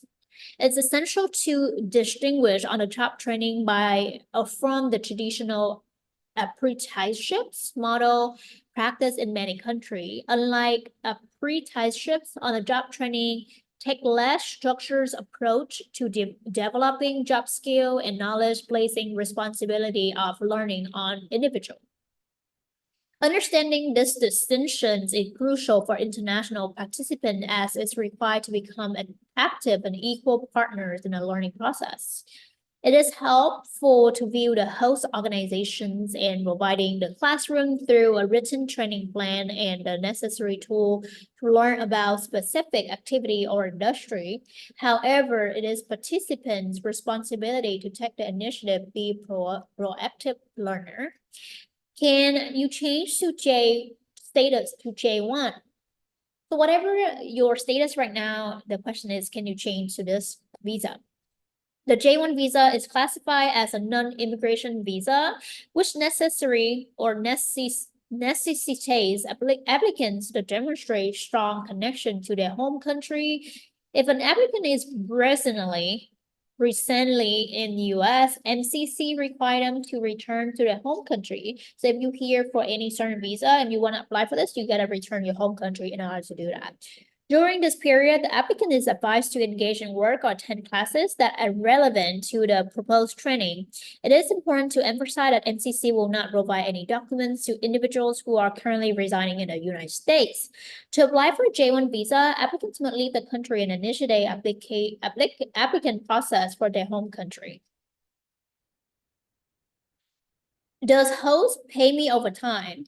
Not necessary in the US. Overtime is typically earned after working 40 hours per week and is not completely compensated as a rate of 1.5 times the base pay. There are two classifications of position, exam and non-exam. Employees designated as exam receive a fixed wage for their specific job duties, while non-exam employees are paid based on the actual hours worked. This classification is determined based on the position itself rather than the individual. Consequently, in a J1 program, if positions held by a US employee is considered exam, J1 participant in the same position will also classify as exam. The same principle applies to non-exam positions. US organizations are not obligated to provide overtime to exempt employees. However, participants classified as non-exempt are eligible for overtime compensations. The regulation regarding overtime determinations may vary between organizations and states.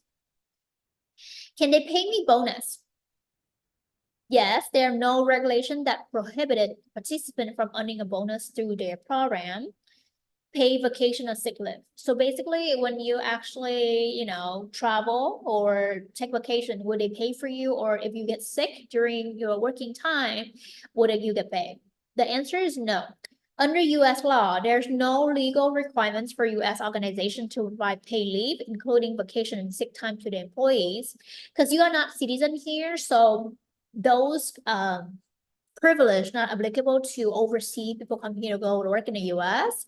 For instance, if you work 40 hours a week and you get sick, maybe like a day or two, then you consider not count for the salary and you stay home to get recovered, but they're not going to pay you.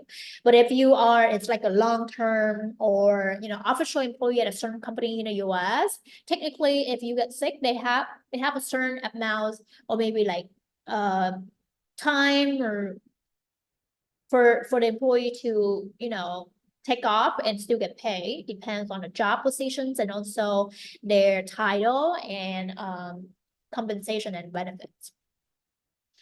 For that reason, J1 participants are not entitled to any specific type of pay leave as a matter of legal obligations. The leave policy applicable to J1 participants would depend on the rules and regulation of their respective host organizations. In most cases, participants will need to accumulate or earn paid vacation and sick leave while fulfilling specific criteria, typically based on the durations of their tenure with the host organizations. As a general guideline, new employee in the US typically earn around 1 to 2 weeks of vacation in the first year of employment. Therefore, participants should not anticipate receiving more than 2 weeks of vacation during their program period in the US. Pay taxes. This is actually really comprehensive because if you actually coming to US, you don't know much about the tax regulations and also how that work here. The company may actually do that for you in advance if you're actually working for W-2, which is, they pay you a salary, and you can actually consult with different CPA, stand for Certified Professional Accountant, in order for you to, learn more about this question. Participants who receive income from a U.S. source are obligated to pay federal, state, and local income taxes. State income tax rates may vary, and it's important to note that some states do not impose an income tax. The federal income tax is determined based on the wage level, and participants can expect to pay approximately 25% of their gross salary towards federal income taxes.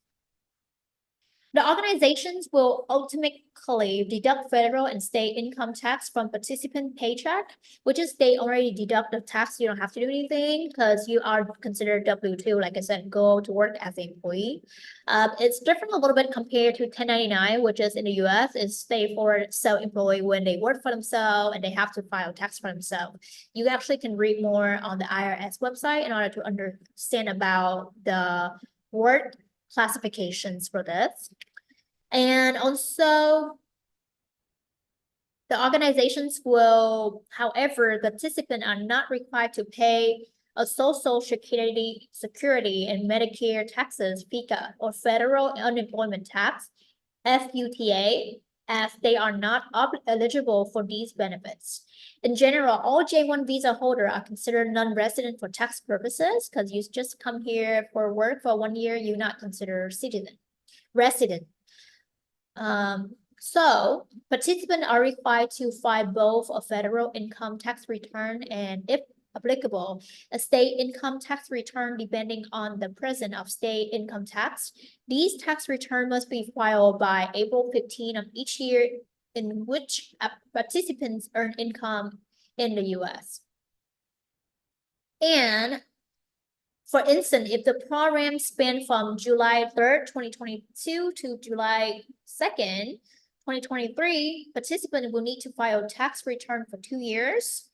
And in this example, the first return must be filed by April 15, 2023 for income earned in 2022. And the second return must be filed by the April 15, 2024 for income earned in 2023. For participants will use either form 1040 NR, EZs, NR stands for non-resident, and form 1040 NR to file their federal tax return. These forms are typically available after January 1st and can be obtained from the IRS, Internal Revenue Service Officer, local public libraries, and the IRS website. Information regarding forms for filling state income tax return can be found after January 1st at local public libraries or on their respective state's tax website. Do you need health insurance? Is it important for participants to always have the health insurance card with them? In the event of an accident or unforeseen medical needs, participants will require to provide proof of coverage from their health insurance policy unless it is life-threatening emergency. Clinics, doctors, and hospitals typically request to see the health insurance card before providing any treatment. Additionally, participants should carry their J-1 visa documentation to prove their legal presence in the U.S. How to apply for Social Security number? Participants without a U.S. Social Security number, stand for SSN, will apply for the Social Security card at the local office of the Social Security Administration's SSA. They should bring their passport, I-94 record from DS 2019, and copy of their birth certificates for identifications.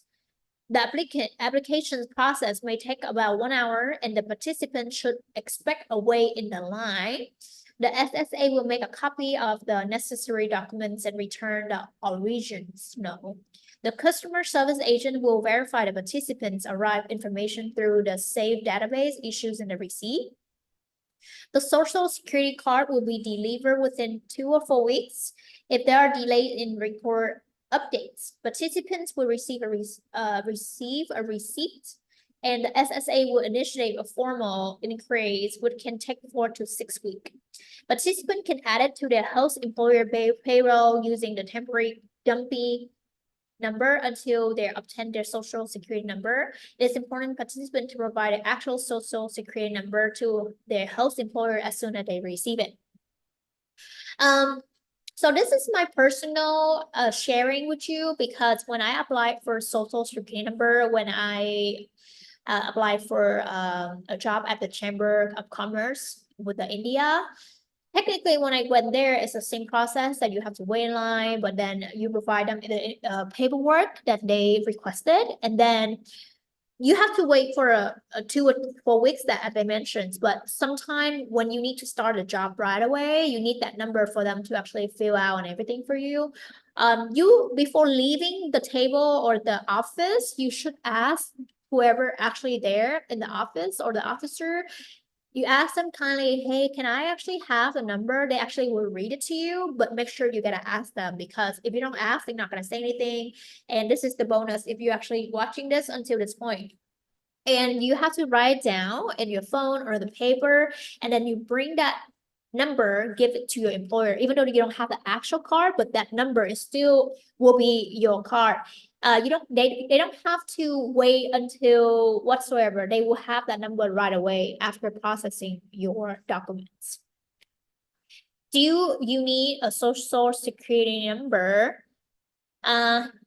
This question is really confusing. They said, like, do you need a social security number right away in order to give to your employer? No, they can use the fake one, but in general, you do need it, okay? So participants can include in their host organization's payroll, even if they don't have the social security number yet. By presenting the receipt of their social security card application, the host organization can use a temporary dummy number to enroll them in the payroll system until they obtain their actual SSN. However, participants should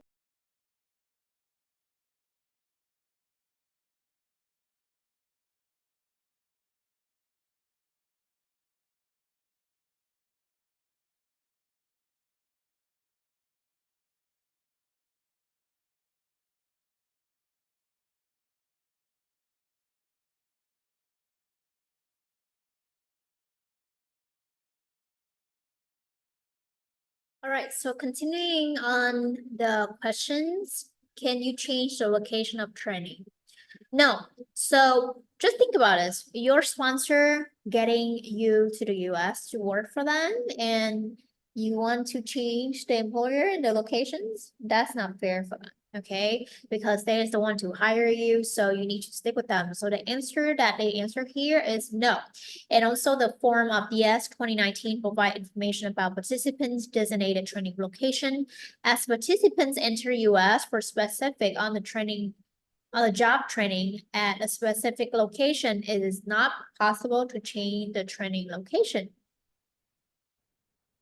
So if you make sure to choose the right one in order to saving time and, avoid any costs. Also, if there are significant changes in financials or other conditions with the host employer during the training program, participants should contact Cultural Vista to explore the possibility of security training at the different sites. However, as a visa sponsor, only Cultural Vista has the authority to approve a change in training location. It is crucial to remember that participants are legally authorized to earn a wage solely at the host employer specific on the form of DS 2019. It is important to emphasize that severe penalties can be imposed on both of the employer and the participant if the participant is not legally authorized to earn a wage at the designated employer. So what if you lose the I-94 card? Well, let's read this first, and I also want to share my experience. Participants must apply for U.S. Citizenship and Immigration Service, USCIS, of the Department of Homeland Security to obtain a new I-94 card. It is crucial to understand that the I-94 card serves as the official proof of legal entry in the U.S. Without this document, participants lack evidence of their lawful entry and may face deportations. To request a replacement card, participants need to complete and submit the I-102 form to USCIS, along with the required fees for a lost I-94 card. Additional participants should promptly notify Cultural Vista about the loss of their I-94 card. So for this also, you actually can find online by going to I-94, or put on Google I-94 visa or card. It actually pops up, and you can actually, let me actually do that right now. So I-94, they will actually pops up this official website, and you can actually go there by, already visiting and need proof of visitor status. You get most recent I-94. But if you actually never enter US, then you need to choose different options. But yeah, in here, by clicking on this, you enter your travel informations with like your name that actually they provide on the visa or the passport, and you fill out this information, and you can do next, and they will show you everything online. You can print it out.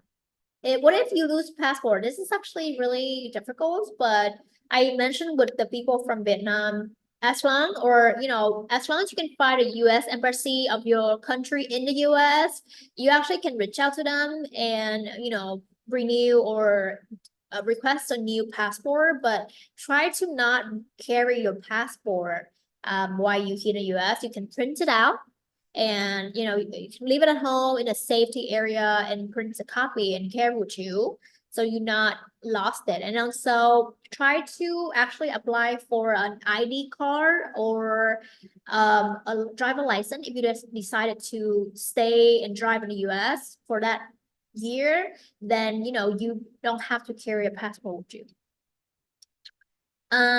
So yeah, if participant lost their passport, which is also contended J-1 visa, they should promptly contact the nearest embassy or consulate of their country of citizenship in the US to inquire about obtaining a replacement passport. It is important to note that if participants travel outside the US after receiving a new passport, they must obtain a new J-1 visa before re-entering the country, as a new passport will not have the visa in it. If a lost passport contains the I-94 card, participants will need to apply for a replacement I-94 card. Refer to above instructions. If the lost passport contains a form of DS 2019, participant would need to obtain a replacement of form DS 2019 from cultural visa. For this though, like they will provide a DS 2019 differently, but you can store or do scanning everything on PDF and upload to your Google Drive to save. So make sure to do that before coming to US or arrive in the US. Scan it, take a photo, upload in your Google Drive. It will be safe because you can access pretty much everywhere as long as you have Wi-Fi or connections with your documentation. All right, what if you travel outside the US during the process of this? So participants can travel outside the US for up to 30 consecutive days during the training program. Before traveling, participants must send the Form DS 2019 to Cultural Vista for signature, which confirms their sponsorship.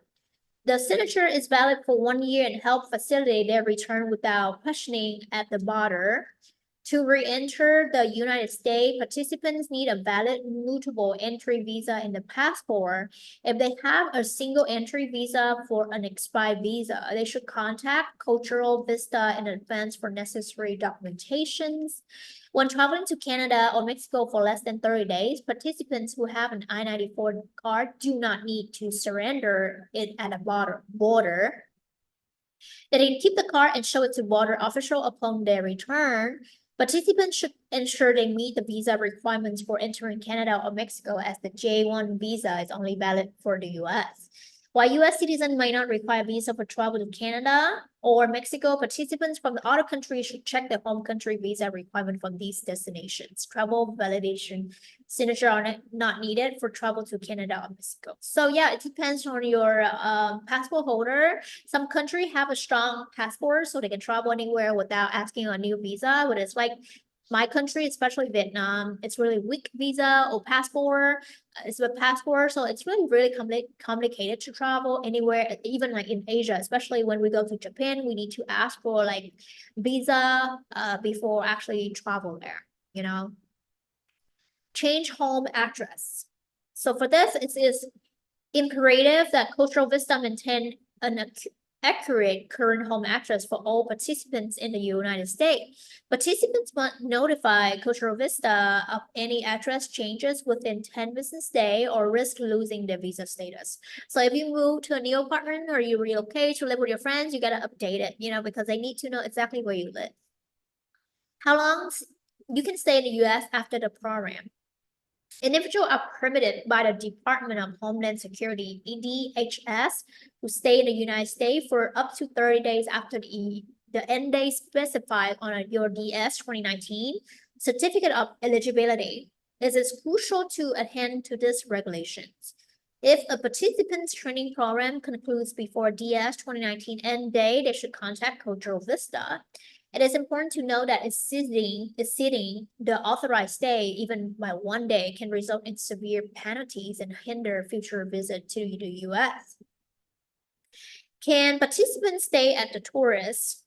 If a participant wishes to travel within the state for more than 30 days after completing their training program, they should exit the country and re-enter on a tourist visa, which is the B1 visa. The specific requirements for tourist visa depending on the participant's citizenship, and they should refer to a Department of State website for further information. Please be aware that participants cannot continue to receive wages from their host employer beyond the last day on the training program specified on the Form DS 2019. It is important to note that both of the participant and the employer may face significant penalty if the participant is not legally authorized to receive wages from that employer. Change J-1 visa to other visa, which is like if you come here for J-1 visa to work, and can you change to like different visa or not? The J-1 visa is temporary visa and issued with the understanding that you do not intend to permanently reside in the US. As a part of Cultural Vista sponsorship, both the participants and the host employer are required to sign an obligations and responsibility form affirming their commitment to maintaining the participant non-immigration status.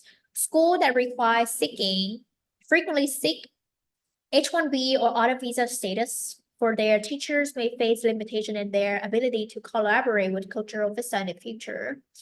Apply for another visa. The J-1 is the same thing, and question is participate in the second J-1 training program. So you already applied for the first one. Can you apply to another one if you decide to come back? Yes, this is possible under specific circumstances. Both trainees and interns can participate in additional training and internship programs if they focus on acquiring more advanced skill or explore the different field of expertise. Interns can engage in additional internship as long as they remain enrolled as students or begin a new internship within 12 months of graduating. Trainees, on the other hand, are eligible for additional training program after resigning outside the US for a minimum 2 years following the initial training program. Next question, participate in additional training program. No, participants who are successfully completed an internship program and no longer meet the selections criteria for internship program must reside outside the US for 2 years before they can apply for training positions. Remember the 2 years home country that I mentioned with you from the beginning, if you pay attention? Some countries actually do not have that restriction. Some do, so make sure that you know the advance and do your own research before apply or thinking about that. Extend training program. The maximum is mean like after 12 months, can you extend to stay longer or not? The maximum duration permitted on the job training on the J-1 visa is 18 months, and while the J-1 intern visa is 12 months. It is if the participant is engaged in a 6-month training program and both participants and the host employer deem it beneficial to extend the program for additional 12 months, MCC can facilitate program extensions. So they can do it for you. It depends on the host company if they want to actually keep you or not. But think about this: if you extend another year, but there's no like long-term reaching to your goals, why you do that? You know. Think about it. Or are you thinking like you can meet someone or learn more? It's really up to you. So please be aware that MCC charges a fee for program extensions and require the submissions of a training plan for extended period. The approval process for the extension may take around 2 or 3 weeks. So it is advisable to plan and apply for extension before the original program end date. To request the extensions, please contact MCC via, their informations. Also, they mentioned about again, repeated information. What is the 2-year home program? So that an exchange visitor is subject to a 2-year home country physical presence requirement under the following conditions. Your J-1 visa program is funded in a whole, in a part, directly or indirectly by the U.S. government or the government of your nationality or last resident. You are national or permanent resident of a country which has deemed your field in specialized knowledge or skill necessary to develop of the country as shows that exchange visitor skills. Who is considered eligible dependent? So dependents must be spouse or children of the J-1 holder. Common law marriage are not recognized and not eligible for J-2 dependent visa. The age limit for dependents is 21. Can spouse participate in work? Yes. Upon arrival at the U.S., the J-1 visa dependent spouse can apply for work authorization through USCIS under category 274A12C. The applications require demonstrating financial independence from the J-1 visa participants. Processing time vary, typically take at least 60 days. The application is submitted on Form I-765 with the required fee and statement of the family expenses.